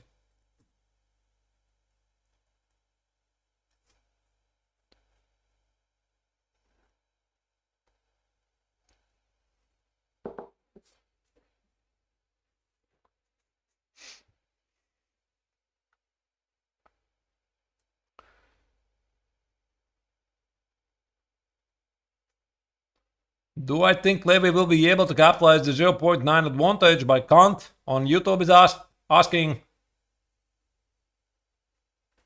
Early to tell. I think we need some clarification. We need to see what kind of decisions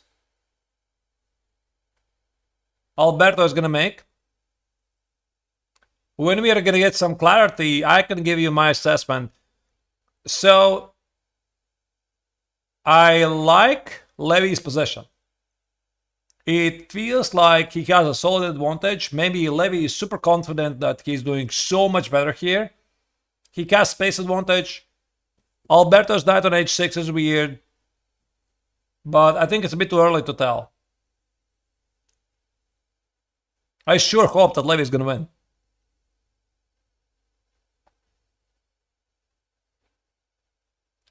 Would I rather be a top chess GM or a famous rock star?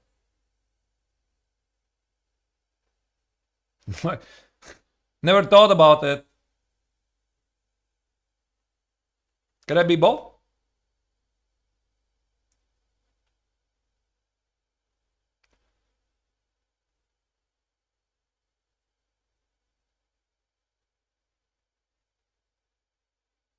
Have I been in Switzerland? I've been in Switzerland. Last month, actually. And again, Alberto is catching up on the clock. Proving my theory. And when he's going to make something like to move to minute 28 minutes, he's going to make a move. You know, this I have seen so many times. Again, it's a purely psychological thing. Imagine this. You have something like 50 minutes advantage on the clock. You know it, obviously. But as soon as you approach the clock situation of your opponent, you are so tempted to make the move so that you don't drop lower on the time situation than your opponent. I've seen it like happen so many times. And I would say when Alberto is going to get to something like 28 minutes and some seconds, he is instantly going to make a move to stay ahead. Don't tell me that chess is not about psychology. It is. Levy says psychology for him is 70%, which is a huge number. Normally people say that in chess, psychology is 30 to 40%. It's about feeling your opponent. It's about having a lot of confidence. I'm pretty sure that Alberto is going to make the next move like in next minute. Mark my words.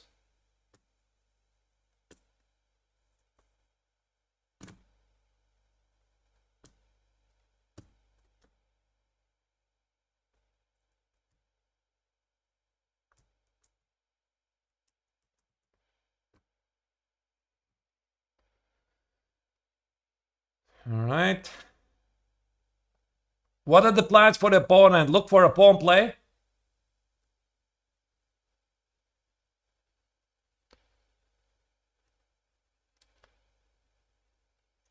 So Alberto is looking for it. It's definitely f5 something.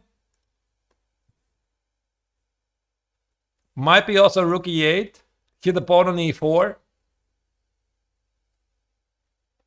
By the way, Alberto David is a brilliant rapid player. He's rated over 2600. So a time scramble for him is not a big deal. He's used to this. And Levy is a brilliant blitz player.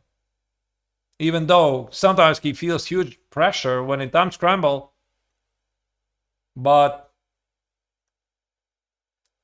he feels very well. All right. There you go. Alberto drops lower than Levy's time situation. So my theory this time was wrong. But I have noticed this so many times that you are more inclined to make a move when you're approaching your opponent's clock situation. All right.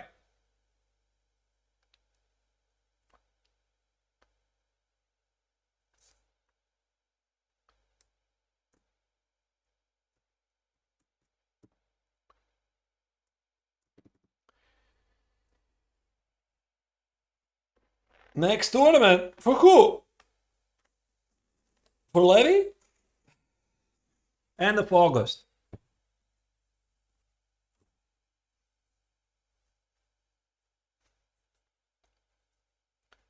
End of August. Levy is playing in New York.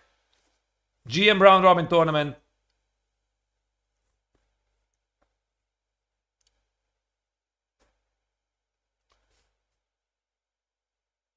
I myself gonna play in World Chess Olympiad in Budapest next month.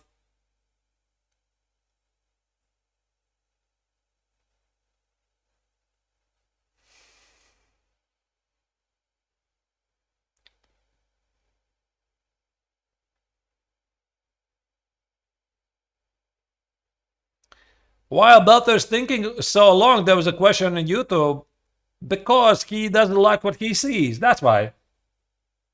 Yeah, so the moment they have played exactly 40 moves, The pace is super slow.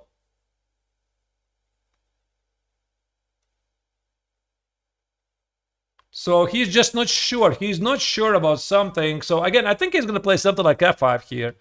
f5, e5, bishop c5.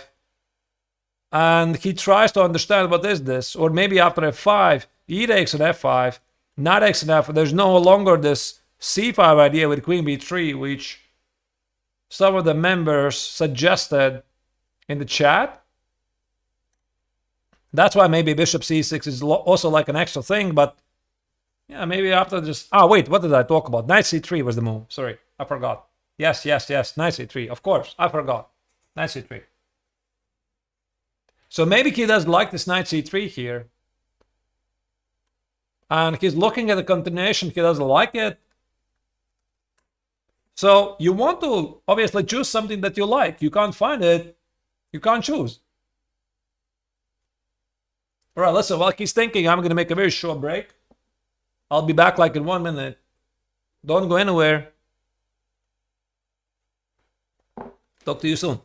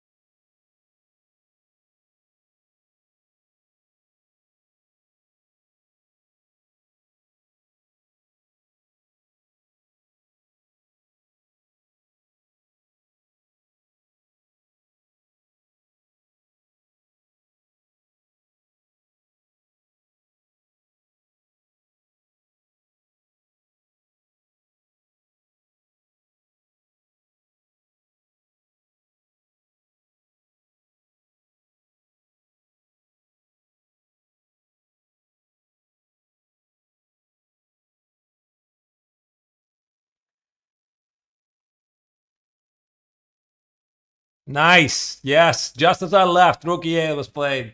I do know to select a good moment to go.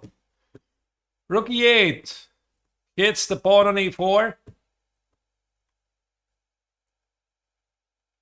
And Levy's gone as well.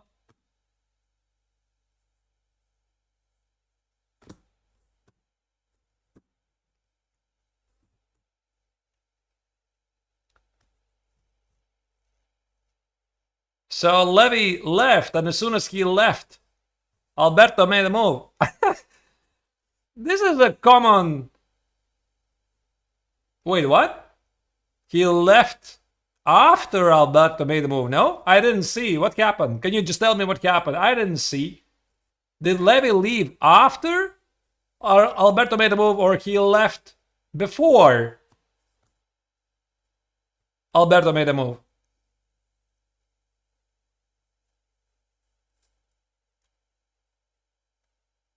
Same time.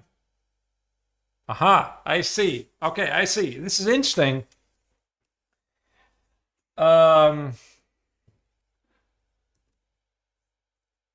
Yeah, it's an interesting moment to talk about, because normally you cannot leave when it's your move.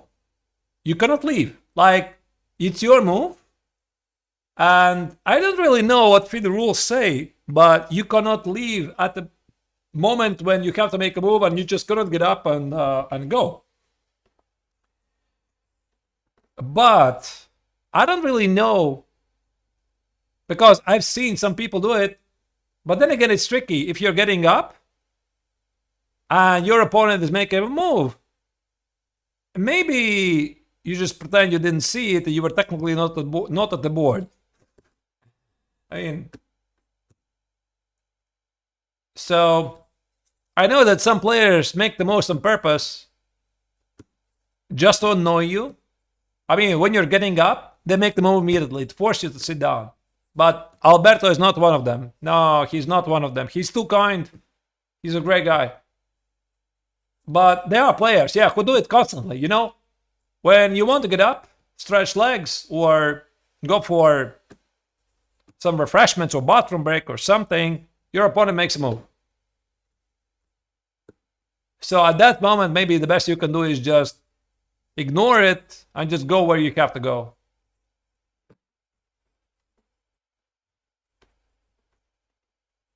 No, Alberto wouldn't do it on purpose. I know him too well. He is one of the greatest guys I know in chess, really. Very nice personality, very kind. We are teammates in France for at least one season. We played this year against each other, so... And they also had a very nice chat before the game. Chit-chatted a bit. Alberto was a bit abused because I'm not really sure he has ever played with a camera staring at him. Like he might not have ever played against a streamer, a big-time content creator. So it's also something interesting for him. All right, bishop c5. I mean, what we didn't look at here, king g2, rook e8, knight c3, bishop c5. So the pace increases because both of them realize that you need to make those decisions a bit faster. And what Levy is trying to do, he's trying to consolidate a position. So just play knight e5 here. A very easy move, a large advantage to Levy. Super easy move, super easy stuff. Maybe keep the knight on d5 for some point later. Maybe start with something like queen c2, bishop d2, rook e1, then play knight e5. Alberto knows he's in trouble, so he needs to generate some counterplay, like f5 or something. d5 push is never going to happen, so it's got to be a 5. So maybe for Levy, this will be an extra reason why to play queen c2, to make sure f5 never happens, because now, now you can take it. So the downside of rook e8, I think actually Alberto made a mistake. So he plays rook e8, he hits the pawn on e4, but the more closely you look at the position, his position is pretty static. You know? So I think he should have played this f5 quite early, about here. Where was this? Yeah, maybe here. He should have played f5. f5, and if e5 happens, you play bishop c5, you play d6, you try to open up the position, and after e takes an f5, knight f5, I suppose there was something that he didn't quite like. Maybe he didn't like this knight c3, but you need the pawn play.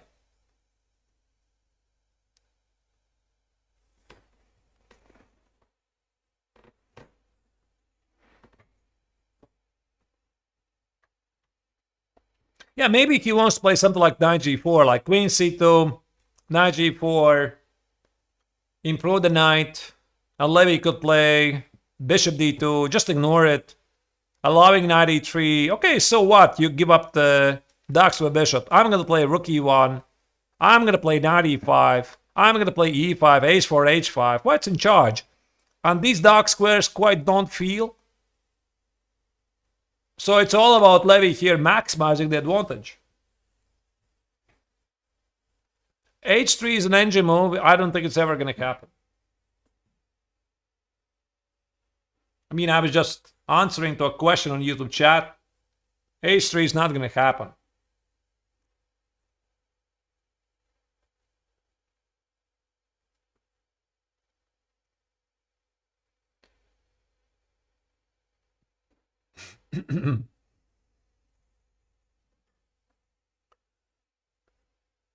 Yeah, h3, g4, I get it. You gain space and you limit those knights, but you weaken the king. And I don't think you want to go to a position which is weakening your king and get into the time scramble. You miss something and you are immediately busted. No. Queen c2. I think Levy is thinking, how do I bring my pieces in the game? Queen c2, bishop d2, and rook e1. Maybe he's wondering about knight g4. Do I stop this somehow? But this is a bit too committal move. But I mean, after f5, he can still take on f5, of course. But I don't like this.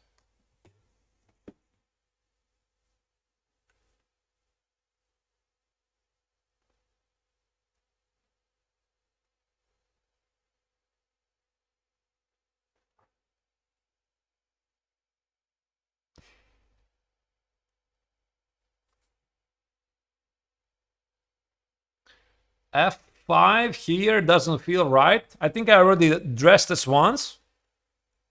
You can take on... maybe there's a different idea. Not to take on h6, because you weaken your dark switch for no good reason, and you cannot exploit the weakened king. It's actually pretty safe.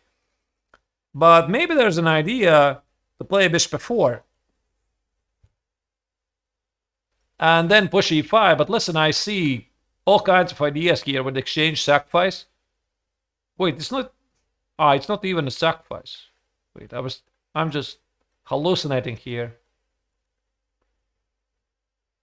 So if 5, knight e5, takes, there's no bishop f4, you drop the pawn on f5 because of the pin. You cannot do that.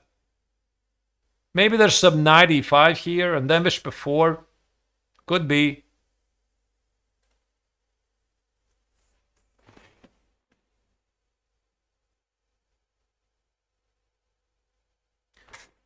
The GMO here is queen c2.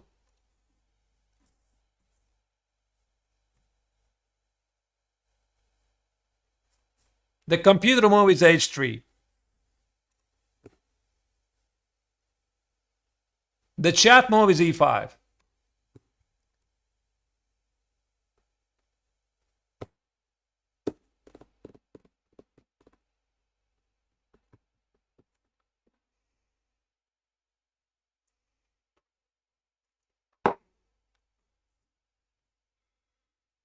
All right.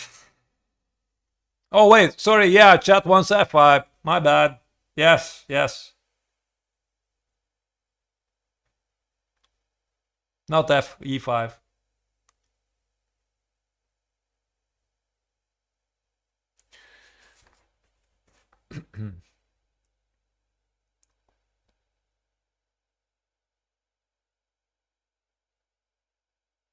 Do I like the Latvian defense, the Latvian opening? No, I do not. I think I already said this a couple of times, and I wish our ancestors had invented something else. So, I mean, if you know something about Latvian Gambit, yeah, not Latvian line. If you know something about the Latvian Gambit, it was invented at the time when... it's just unbelievable. So the beginning of 20th century, people thinking that e4, e5, knight f3, knight c6, everything is invented. So they were looking for ways to spicy up things, and one of the Latvian masters, Carlos Betiņš, decided, you know, why don't I play f5, second move? So, you know, if you would ask me what I would do if I was able to travel back in time. And don't tell me, nobody of you have thought about it. I'm sure you have thought about it. What would you do if you would travel back in time? So I would travel back a couple of centuries and I would invent all the openings. I would reinvent the Neidorf. I would reinvent the French defense. And every single opening and defense would be called Nixon's opening, you know. This is what I would do. Yeah, but... Oh, h3. Wow. Okay.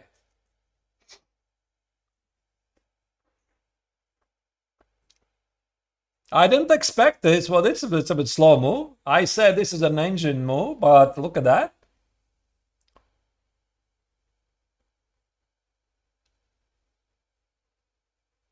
It's a very concrete move.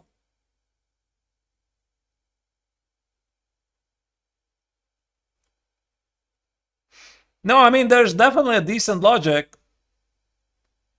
There is definitely a decent logic behind it. So you stop knight g4. Do you know what was my concern? My concern was that this is too slow.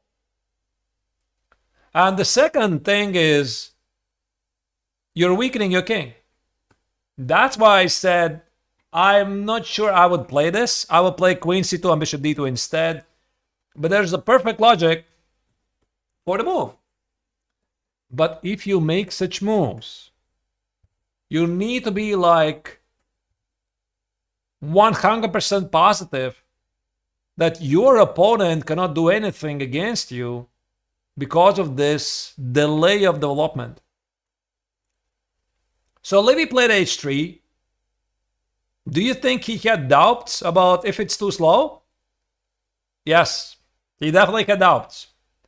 But he had to check if my opponent cannot punish me.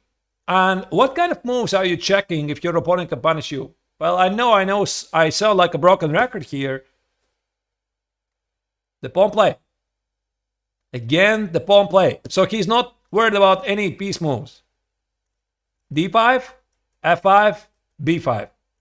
If these moves do not work against him, and he had to make sure there's no pawn play, then you can play h3. But it's a very scary move because you're like 3 tempi away from completing your development. That's why I said I would play queen c2 here. I would not really play h3. But then again, Levy is spending more time on this position than I am, at least pondering about some of the choices. Maybe over the board, I also would think about h3, but I would definitely understand that it might backfire.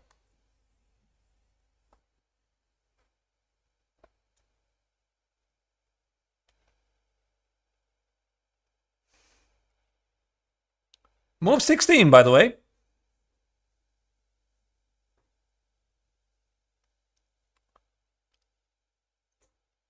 What pawn play sources do I advise? Eric is asking on YouTube. I think the most famous books on the pawn play are Sam Shankland's Small Steps to Giant Improvement, or whatever was the title. 2 Small Steps to Giant Improvement was the second book, I think. He has written 2 great books. Really great books.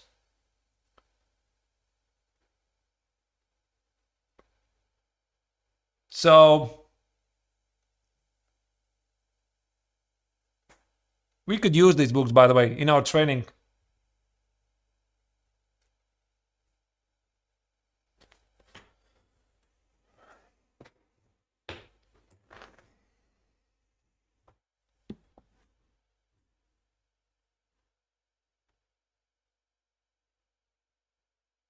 All right. And now Alberto again is going to spend like 5 minutes. This game, dear viewers, is heading to a time scramble. Get ready. Make popcorn. Get some drinks. We're in for a dramatic game. The pace of this game shows that around move 20, 25 is going to be a couple minutes each with a lot of action.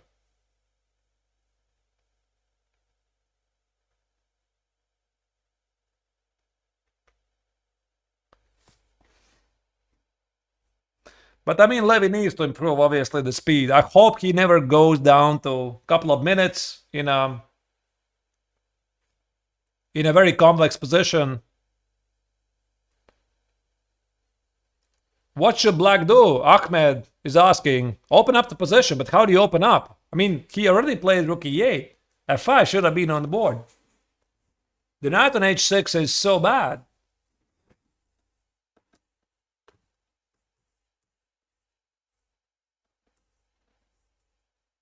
It's very bad knight.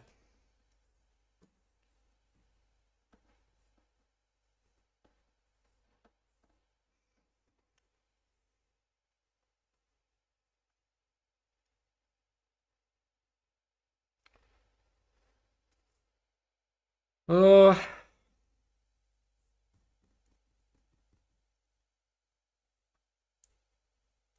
Husky is asking how many points Levy needs for a GM norm. You cannot get the GM norm in this tournament.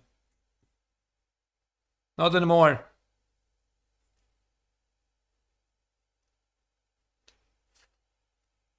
By the way, if you just noticed, Alberto had a peek. What's happening on the next board?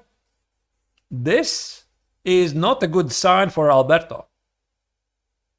So I'm talking about concentration. At least how it goes for me when I'm fully invested in the game, like I feel this is a critical moment of the game, and I'm still getting distracted by something happening next to the board or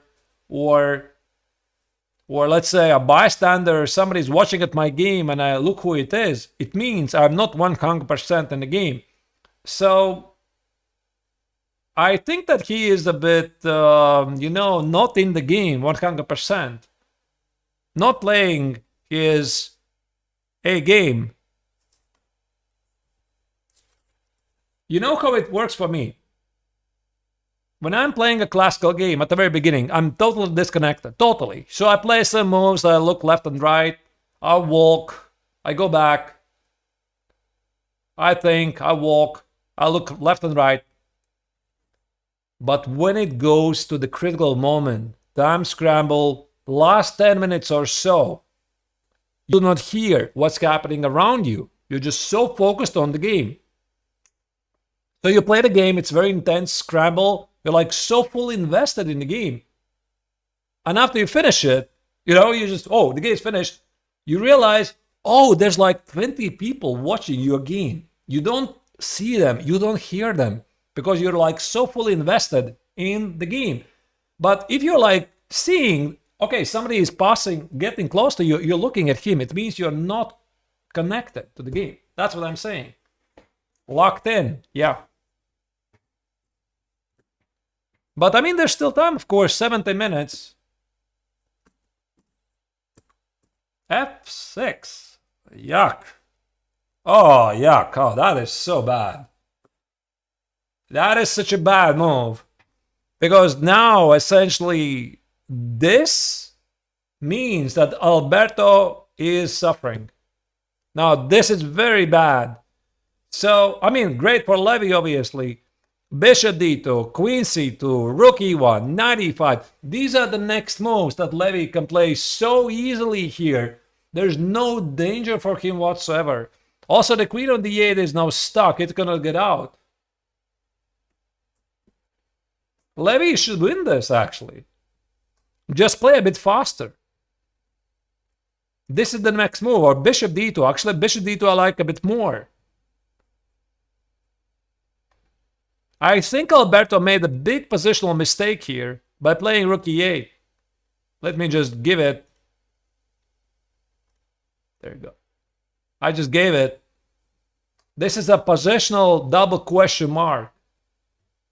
You need a pawn play. And I think after the game, Alberto is definitely going to blame the passive choice. And now, Bishop d2 is played very quickly. This is nice. Levy's in complete charge. I mean, obviously, you see what the bar says, like, whatever is this, plus 1.4. Black has literally no counterplay. And Levy would really, really need this victory here to boost his confidence, because what better finish for a rough tournament than beat one of the favorites of the tournament, the only Grandmaster you have had in the tournament.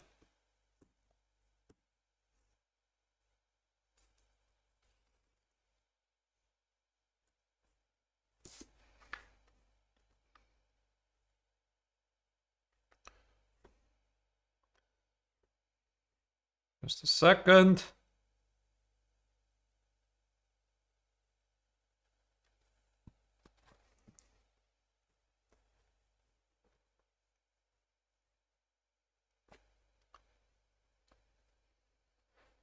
So, is Levy gonna do it? Is he gonna win the game? Looks very good. But where's Alberto? Was this the revenge of Levy? by executing the move basically about the same time when Alberto was leaving. Oh, there he is. There he goes. He's coming back.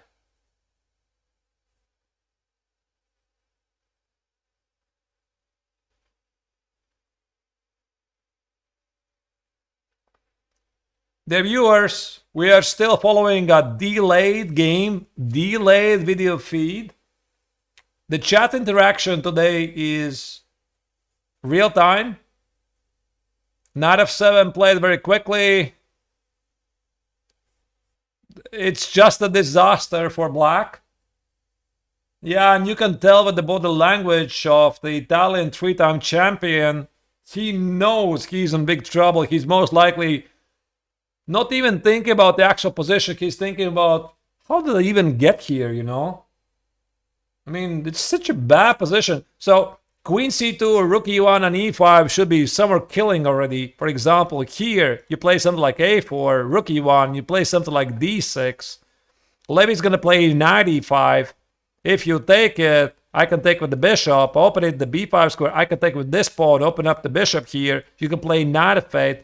So Alberto's only chance to survive this is hoping that the passive defense is going to prevail. So think about g4, h4, g5 here. Obviously, at some point, Levy will have to make some bolder decisions, and this is what Alberto is hoping for. Queen c2 is on the board. Easy move. Both players are agreeing with each other that Levy is much better here. There's one thing being much better, and another thing is finding a way to crash through. It's definitely, again, involving a pawn play. e5 something, or knight e5, e5, or h4, h5. What I would suggest, Levy, here is do not get comfortable too early. This is the critical moment of the game.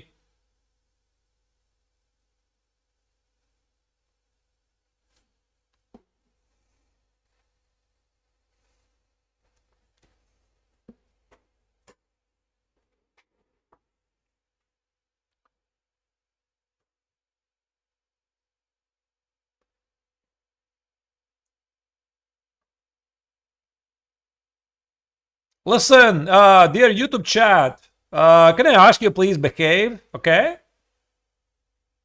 It's not really nice to write some offensive spams, you know, it's not really cool, okay? So we are trying to keep the discussion civil. And we already had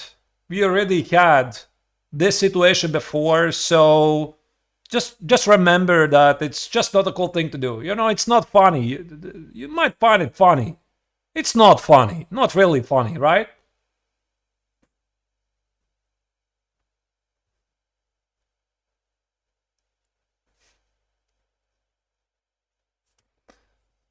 So stop being the keyboard warriors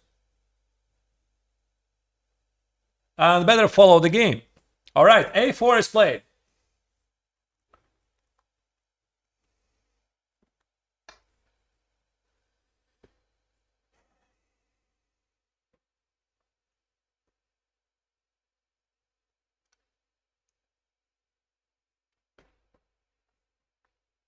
So what do we have? You know, if the YouTube chat cannot behave, I'm simply gonna switch it off. So you're not gonna get any interaction whatsoever, right? And then you can write your stuff. All right. Let's behave, the viewers. So rook e1, I think it's gonna happen.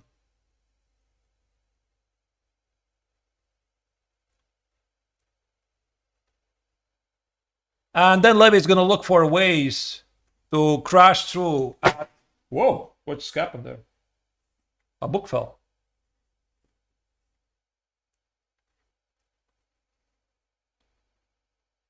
And then Levy is going to look for ways to crash through.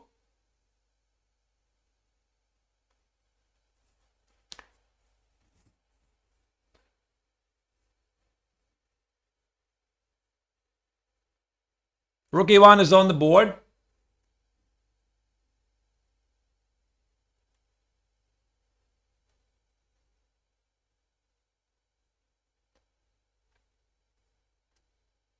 I think Alberto is going to play something like d6. To make sure that, yeah, there you go. d6 is on the board. To make sure that Levy's e5 push is not so easy to accomplish. Yeah, now Levy needs to find a way to crash through. Like knight e5 or h4, h5. Actually, h4, h5 looks reasonable, but then again, after h4, what happens after knight h6? Am I not weakening the g4 square? The bishop might go to d7 back. I like this move, but again, how far you're going to go? So maybe knight e5 and see what happens.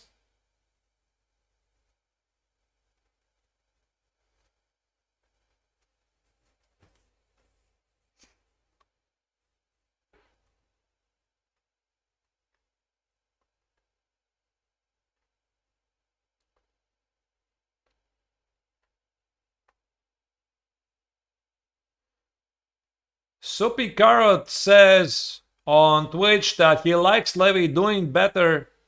He feels like Levy's doing better with playing against higher rated opponents. Yeah, actually, it's something I've noticed as well. Maybe this is also why he was doing so well in Madrid, because you might remember he started against the top seeded players and somehow he feels them. I think that 95 is on the board. I think that Levy needs to find a way to beat 2100 guys and 2200 guys with like 90% accuracy. It's necessary. It's simply necessary. You need to beat these guys regularly. Levy said that he's like a bit unhappy that he cannot win with black. He's playing a bit too solid. We're going to try to fix that. So my advice to him was that don't think too much about it. It's just the color of the pieces. If you are the better player, then you're going to win.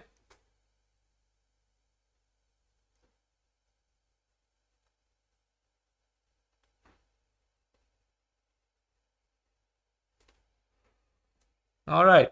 Now for black, it's a bit tough here. Maybe what Levy could do here, and we have talked about this, that do not rush too much. You are having the dominating position, and the GM level here would be slowly improving the position while your opponent is in a positional agony and he has no clear improving moves.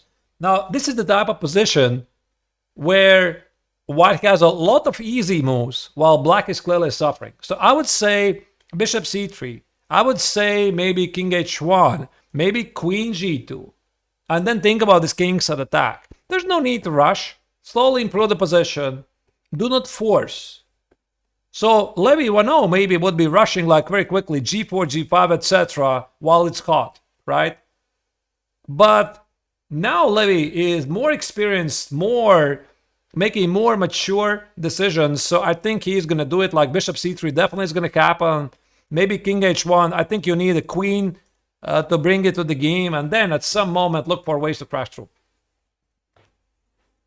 Or maybe king h2. Yeah, somebody called me. Yeah, king h2. Fine. Okay, fine. Yeah, maybe king h2. Okay. I didn't think about it. Yeah, maybe king h2 as well.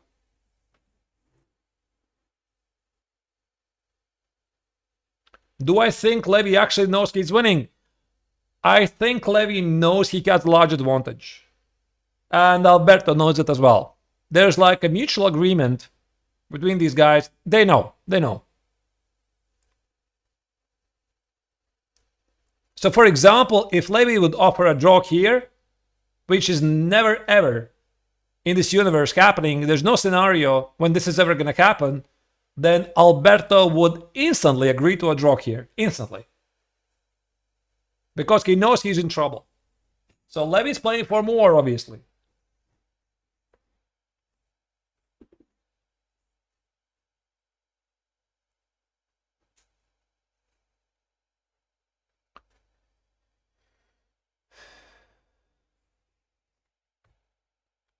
Bishop for the knight trade is obviously bad. I mean, there's two ways for white to play. Maybe he takes on d5. Look at this. There's an attack, and there's an open file. There's a weakness on e6. Like, rook e6 is incoming. h4, h5, h6, knight h4, knight f5 is incoming. Bishop c3 is incoming. The nightmare for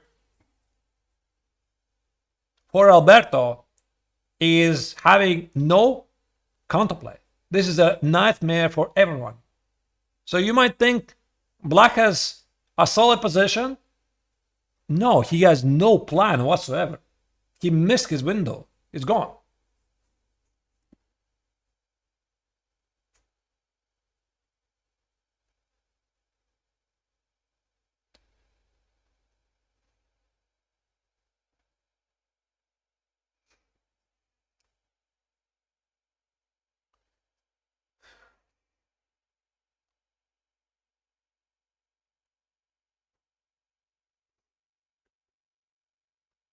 So far, until this moment, this is the best game by Levy.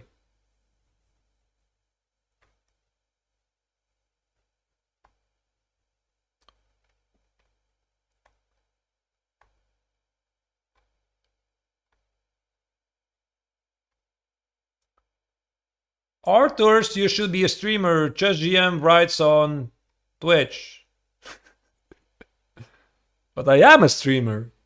I'm literally streaming right now on my channel. You didn't know that, right? We are streaming on 3 channels. Levy's, Twitch, and YouTube, and my channel. Oh, thank you for the suggestion. I've been streaming for 4 years.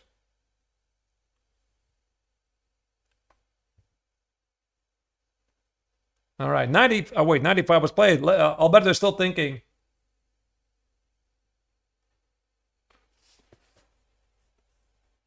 By the way, make sure after the game to check out the recaps. Check out the recaps of that I'm usually doing. Usually I upload it like instantly.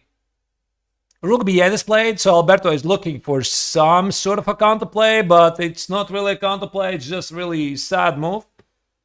So you could just play bishop c3 like in 5 seconds, and b5 is not working. I mean, you could just take it, and you could just take it, and now you can collect a pawn for free, and then you can go back, but oh my goodness, Alberto is completely unrecognizable in this game, which is great for Levy.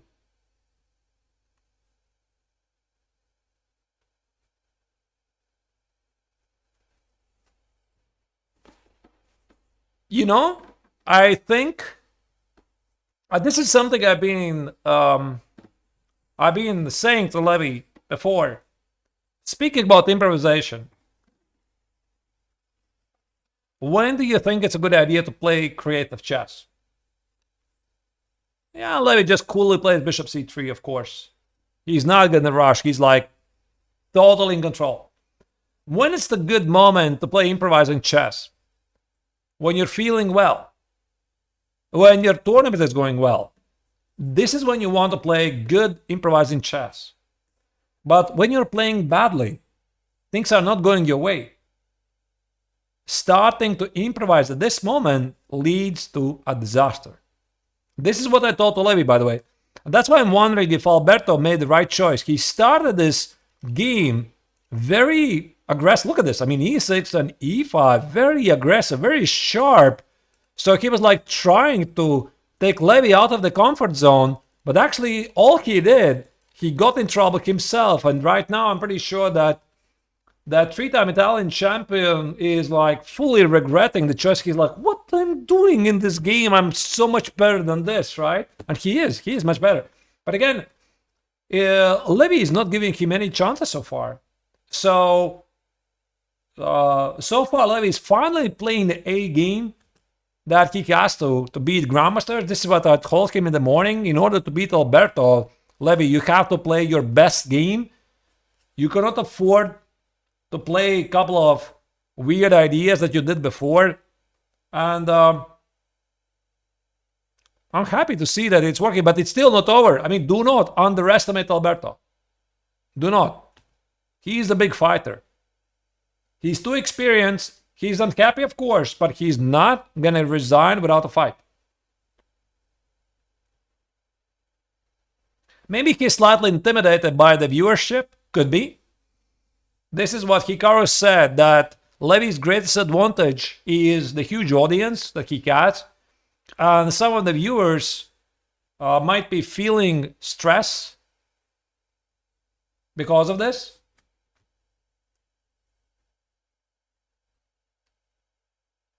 But it is what it is. All right, let me check what I'm missing here. Okay. All right. Feels good. It feels really good that Levy could win this game.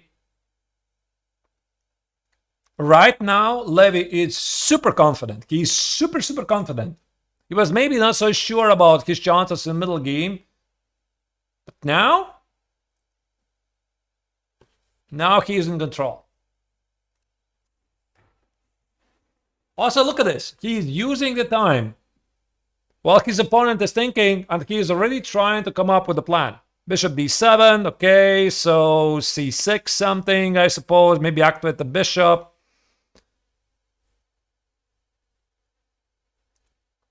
But you can always go back to e3 after c6.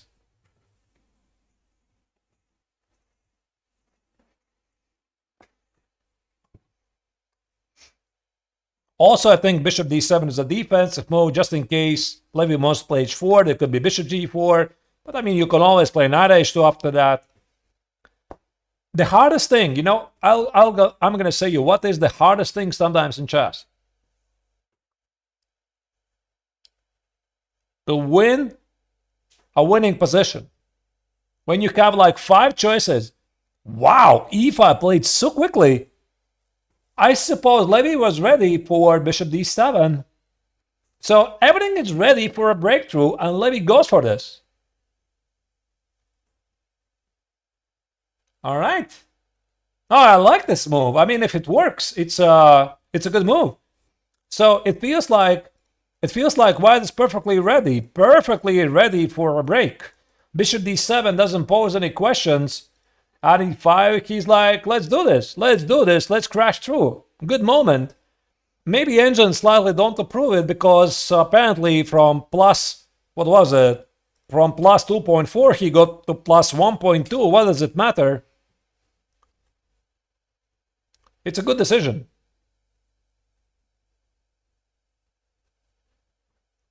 Very human move. Queen c8. Queen c8, a double question mark. Oh, I think he just blundered. Wait a second. What about e6 here? Is there e6 here? Can I play e6? e6. Bishop e6. Rook a6. Mamma mia. Mamma mia. Levy's gonna win this game. And f5 and f takes on g6. Goodbye, Alberto. I think this is it. So queen c8 is a mistake in a very difficult position. So after queen c8, e6 is the move. There could be more moves. Levy can play e6. He can play rook e6. He can play f5 after that. Completely crush Alberto here. So far, this is a great game. Alberto looked at the camera. Could he hear me screaming, really? I don't think so. I mean, it's audio disabled. So, e6, rook e6, f5. Let me show you again. e6, let's say you play rook e6. Okay, rook e6 could be a move. Just a second. Rook e6, bishop e6, and f5 is bishop d5. So what if I play here? I play f5. You take on e1. Oh, wait, it's a bit complicated. Oh, wait, there's a fork on e7. You cannot do that. So knight e5 is knight e7 a fork. Once again, I think e6, bishop e6, then you have rook e6. He's toast completely here. And then f5, or e6, rook e6. What was it? Yeah, just play f5. Rook takes, rook takes. That's it.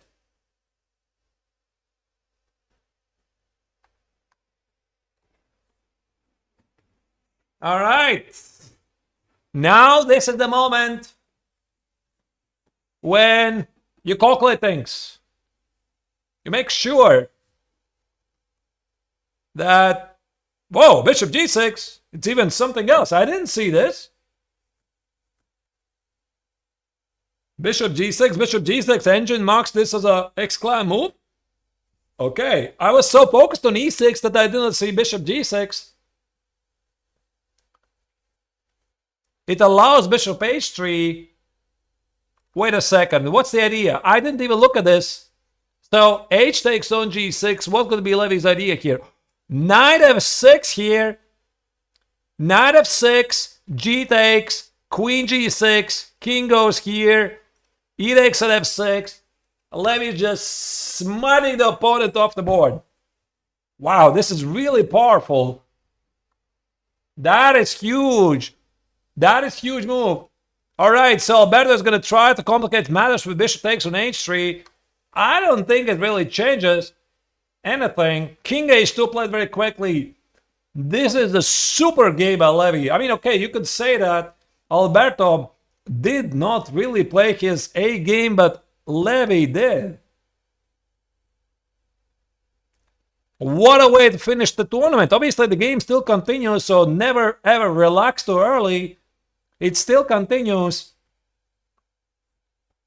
What an idea, what a move. I mean, I was looking at the c6, but yeah, I mean, knight f6 and queen g6 is just very straightforward. So bishop f1 might happen. And now, I'm not sure, do you take on f7, do you take on h7, but even this is a move, I think. So the point is, knight f6 here. Oh wait, does it work now?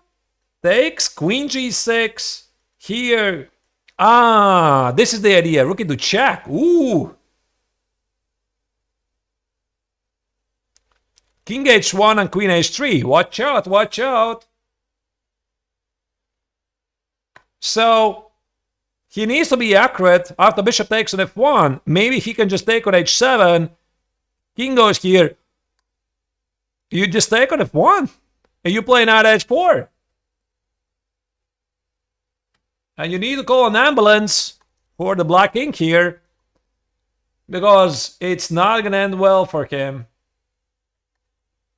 It's a huge material advantage for Levy. He is going to win this. Maybe queen g4 something. Black can try to complicate the game. 4 minutes here for Alberto. He knows he is beat. He knows he is beat. So at this moment, what you try to do, you try to complicate matters a bit. Find a resource, find something. But yeah, you could see Alberto is smiling a bit. I mean, I think he's also quite happy for Levy. I think so. I mean, obviously, he's a highly competitive player. But he knows Levy. He knows that Levy's going for the GM norm. And I think that maybe deep inside, you know, he also would like to see him succeed. Of course, he doesn't want to lose. But Alberto is one of the kindest players I know, really. So he played a bit passive. Levy played great game. It takes one shot. And you're done. Wow, what a crushing game. This is so far for Levy. Very powerful statement. To people who are like saying, what is Levy doing in Spilimbergo? He's playing 2100, 2200. He cannot beat them. He cannot beat GM, etc. Yeah, there you go.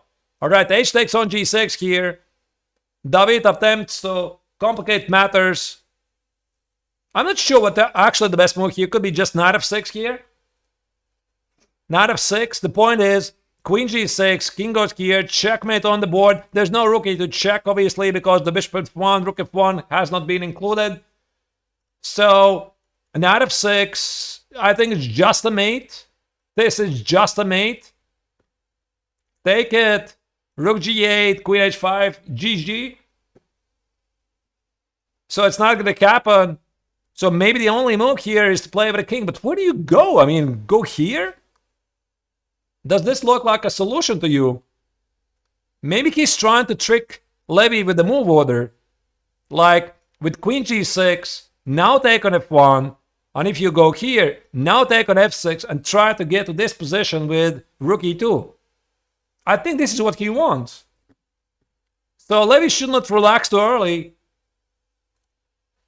So knight f6, I think Alberto is going to play king f8.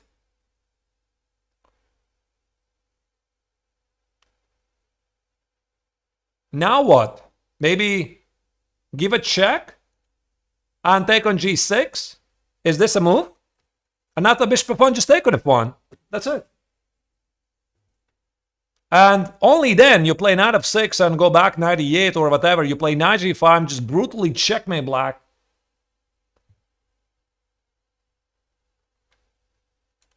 But you need to be accurate. You cannot afford to make mistakes. Levy has 9 minutes. This is not that difficult position. So what was it? Knight f6, king goes here, and queen g6. That's it. It's just game over immediately.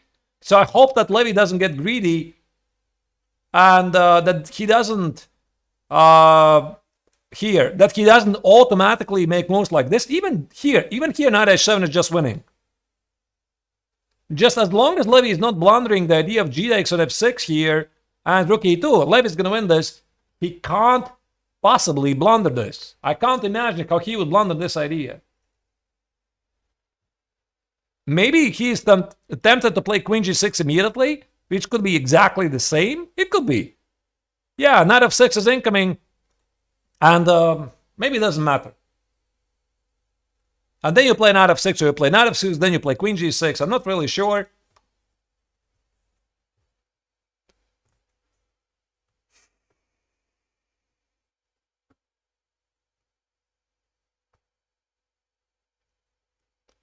So, knight f6 is on the board.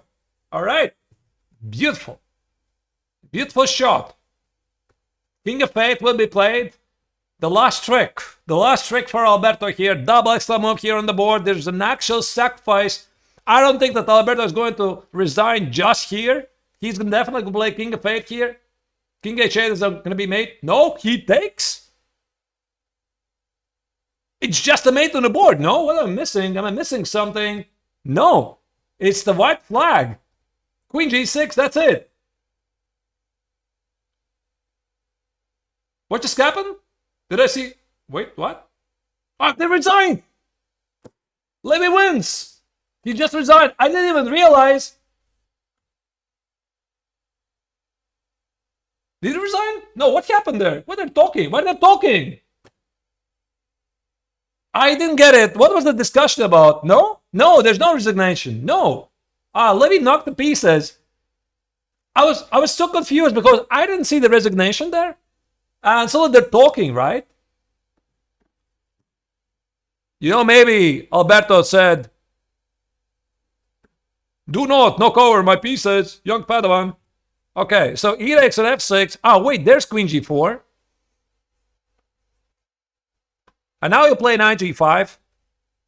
No, knight g5. I thought knight g5 is a mate on the board. Just a second.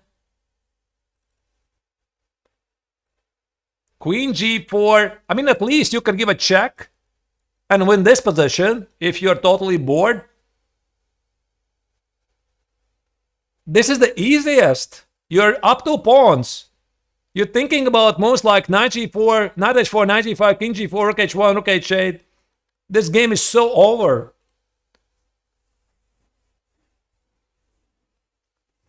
So Levy needs to find a killing blow. It's all about the nerves here. Levy knows he's completely winning. Finally, he's playing the game he was so much waiting for here. You just want to make sure that you're not miscalculating. I think this is the easiest win. Takes here, queen g7. There should be basically a resignation right here. The last trick for Alberto maybe is that if Levy miscalculates something here Actually, where's the miss here? Rook e2 check, I suppose. Queen e2 check. King h3, queen f1. And probably it's some sort of a perpetual. But to be honest, I'm not entirely sure where it is. Yeah, this could be perpetual. Or maybe not. Maybe not a perpetual. Because queen g7, queen g8 is incoming. But this is a fantasy. It's not going to happen. Maybe there's some more brutal ways to play like knight g5 here. Oh, this is nuts. It's not just a win, it's a statement. Wow, knight g5 works. Okay, oh my goodness. Knight g5, f takes, f takes. Wait, what? Not f takes? What's the idea? I thought it's f takes. I'm using obviously engine here. Not engine, but evaluation bar. What's the idea? e6? Oh, I don't get it. Just a sec. What's the idea here? I quite do not follow. Maybe take it? Like this. And then you want to play queen g7 mate. Well, why not e6? I don't follow. Ah, you just take on e6, yeah? All right. We are getting moves. And I think, yeah, Levy's going the pragmatic way. Queen g7 should seal the deal immediately. This should be resignation on the spot, basically. No risk. Okay, maybe this line that with knight g5 was more spectacular, but queen g7 is just such a cool move. Knight g5 is a mistake, but maybe still gives winning chances. But again, you see rook e2. Things you're supposed to do in these positions. Capture, stretch, checks. Always are checking every single forcing move that your opponent might have. And checks are on the top of your priorities. Do not have funny ideas here. Go for the simple continuation. Queen g7. And that's it. So at the moment, we have almost 30,000 viewers watching this on all platforms of Levy's channels. So the viewers, you're about to see Levy beating one of the strongest grandmasters so far in his road to the GM title. He's not going to make a GM norm here, but he's making a very powerful statement with his game. Queen g7 is played. I think we might see resignation is on the board. This means Levy Rosman wins Round 9 game in a crushing style against the 3-time Italian champion, the final boss of the Spilimbergo Open 2024. Huge victory, massive boost of confidence here for Levy. Levy, I'm really, really happy for you here because Levy, this morning he said he's feeling really great. He feels he's going to do it.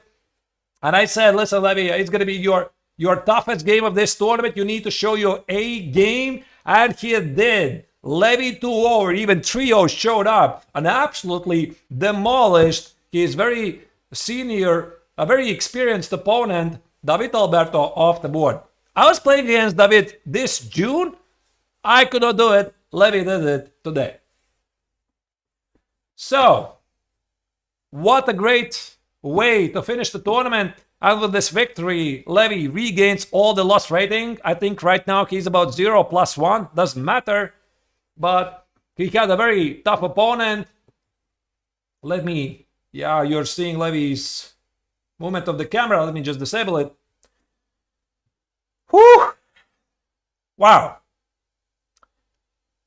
So let's maybe walk through the game very quickly and go through the thought process, what was happening in the game. So everything started with c4. We're expecting e5 because Alberto is a very solid player. And we could not have predicted that he's going to play b6.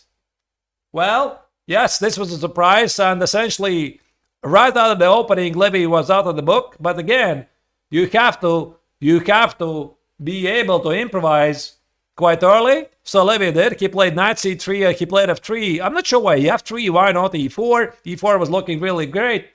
So he played f3. And here, e6 and e5. I think David was simply not in shape in this game. He decided to play a crazy gambit in the final round. It backfired. Levy decided to take the pawn. And instead of keeping the pawn here, play f4. Instead of playing a 4 here, he decided to give it up and focus on development. F4 was another important move here. Knight f3, bishop c5, a3. I'm not sure I like this move. I would have preferred like f5, knight h4, bishop f4 here, but okay, a3 is the move, stopping bishop b4 just in case. a5 is a very slow move. I'm not sure I like this move. Bishop d3, knight h6, knight a4. Levy tried to get rid away the bishop so that he can castle short. Bishop d6, hitting the pawn. g3, short castle, bishop c6. And I think about here, Alberto should have played f5 at some point, and maybe this was the final moment when he got to play f5, e5, and try to open up the position. Rook e8. This is my double question mark move to the move. Double question mark in relation to the move. Because here, essentially, Alberto was playing very passive. Levy just completed his development, put the rook on e1, put the knight on d5, and black is just running out of the moves.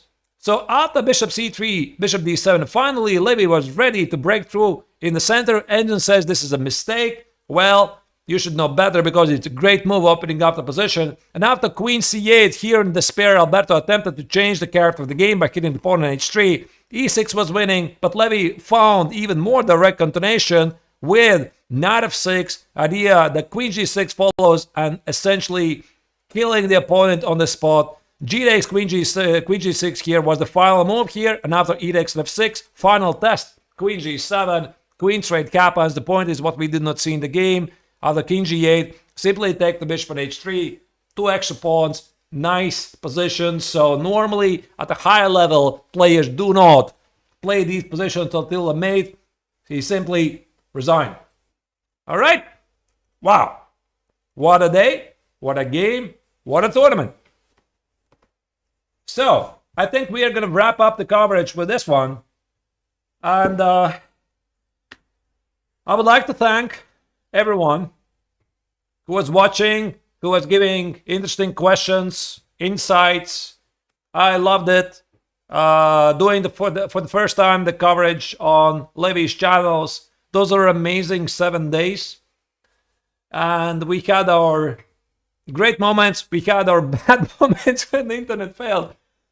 Yeah, I will have a guy from the ISP later coming in, and he's gonna check my cables or something, or maybe the cat was chewing the cables. I don't know, I actually ejected him from the house, so I don't know what happened there. I have to investigate this so that I don't make Levy look bad with the coverage. But listen, I had a blast. I absolutely enjoyed this. And I'm very happy for Levy. So we will continue working together. So 6 points out of 9. Levy regains the rating. No GM norm in this tournament, but very important gain confidence. And we'll be back. We will be back probably end of August. To be honest, I do not remember the dates. What was it? It was August 28 or 29. I have to check it. There's going to be double rounds in New York GM Norm tournament. And I think this game was very important that Levy gains this, feeling that he can do it. If he had lost this game or played a draw, things could have been different. I'm not talking about the rating. I'm talking about the belief that he can do it. And he needs to beat the Grandmasters on a regular basis. And he just beat a 3-time Italian champion. That's all you need to know. The guy was 2600. He had no chance in this game. So, I'm saying goodbyes to you. Once again, it was an absolute pleasure spending all of this week, all of these days with you together.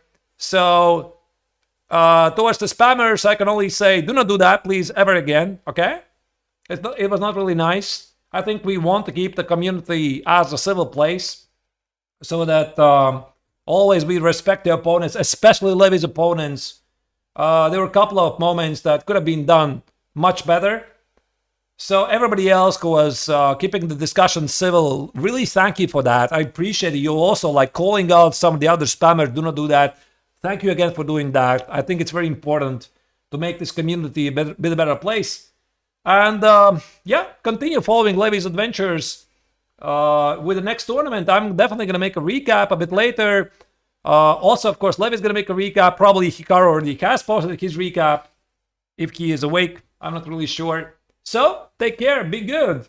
Enjoy the summer, and we'll be seeing you end of August with yet another tournament. We are going to work with Levy forward, continue working forward, and making sure that he's going to get to the Grandmaster title. As Levy would say, now it's time for me to say,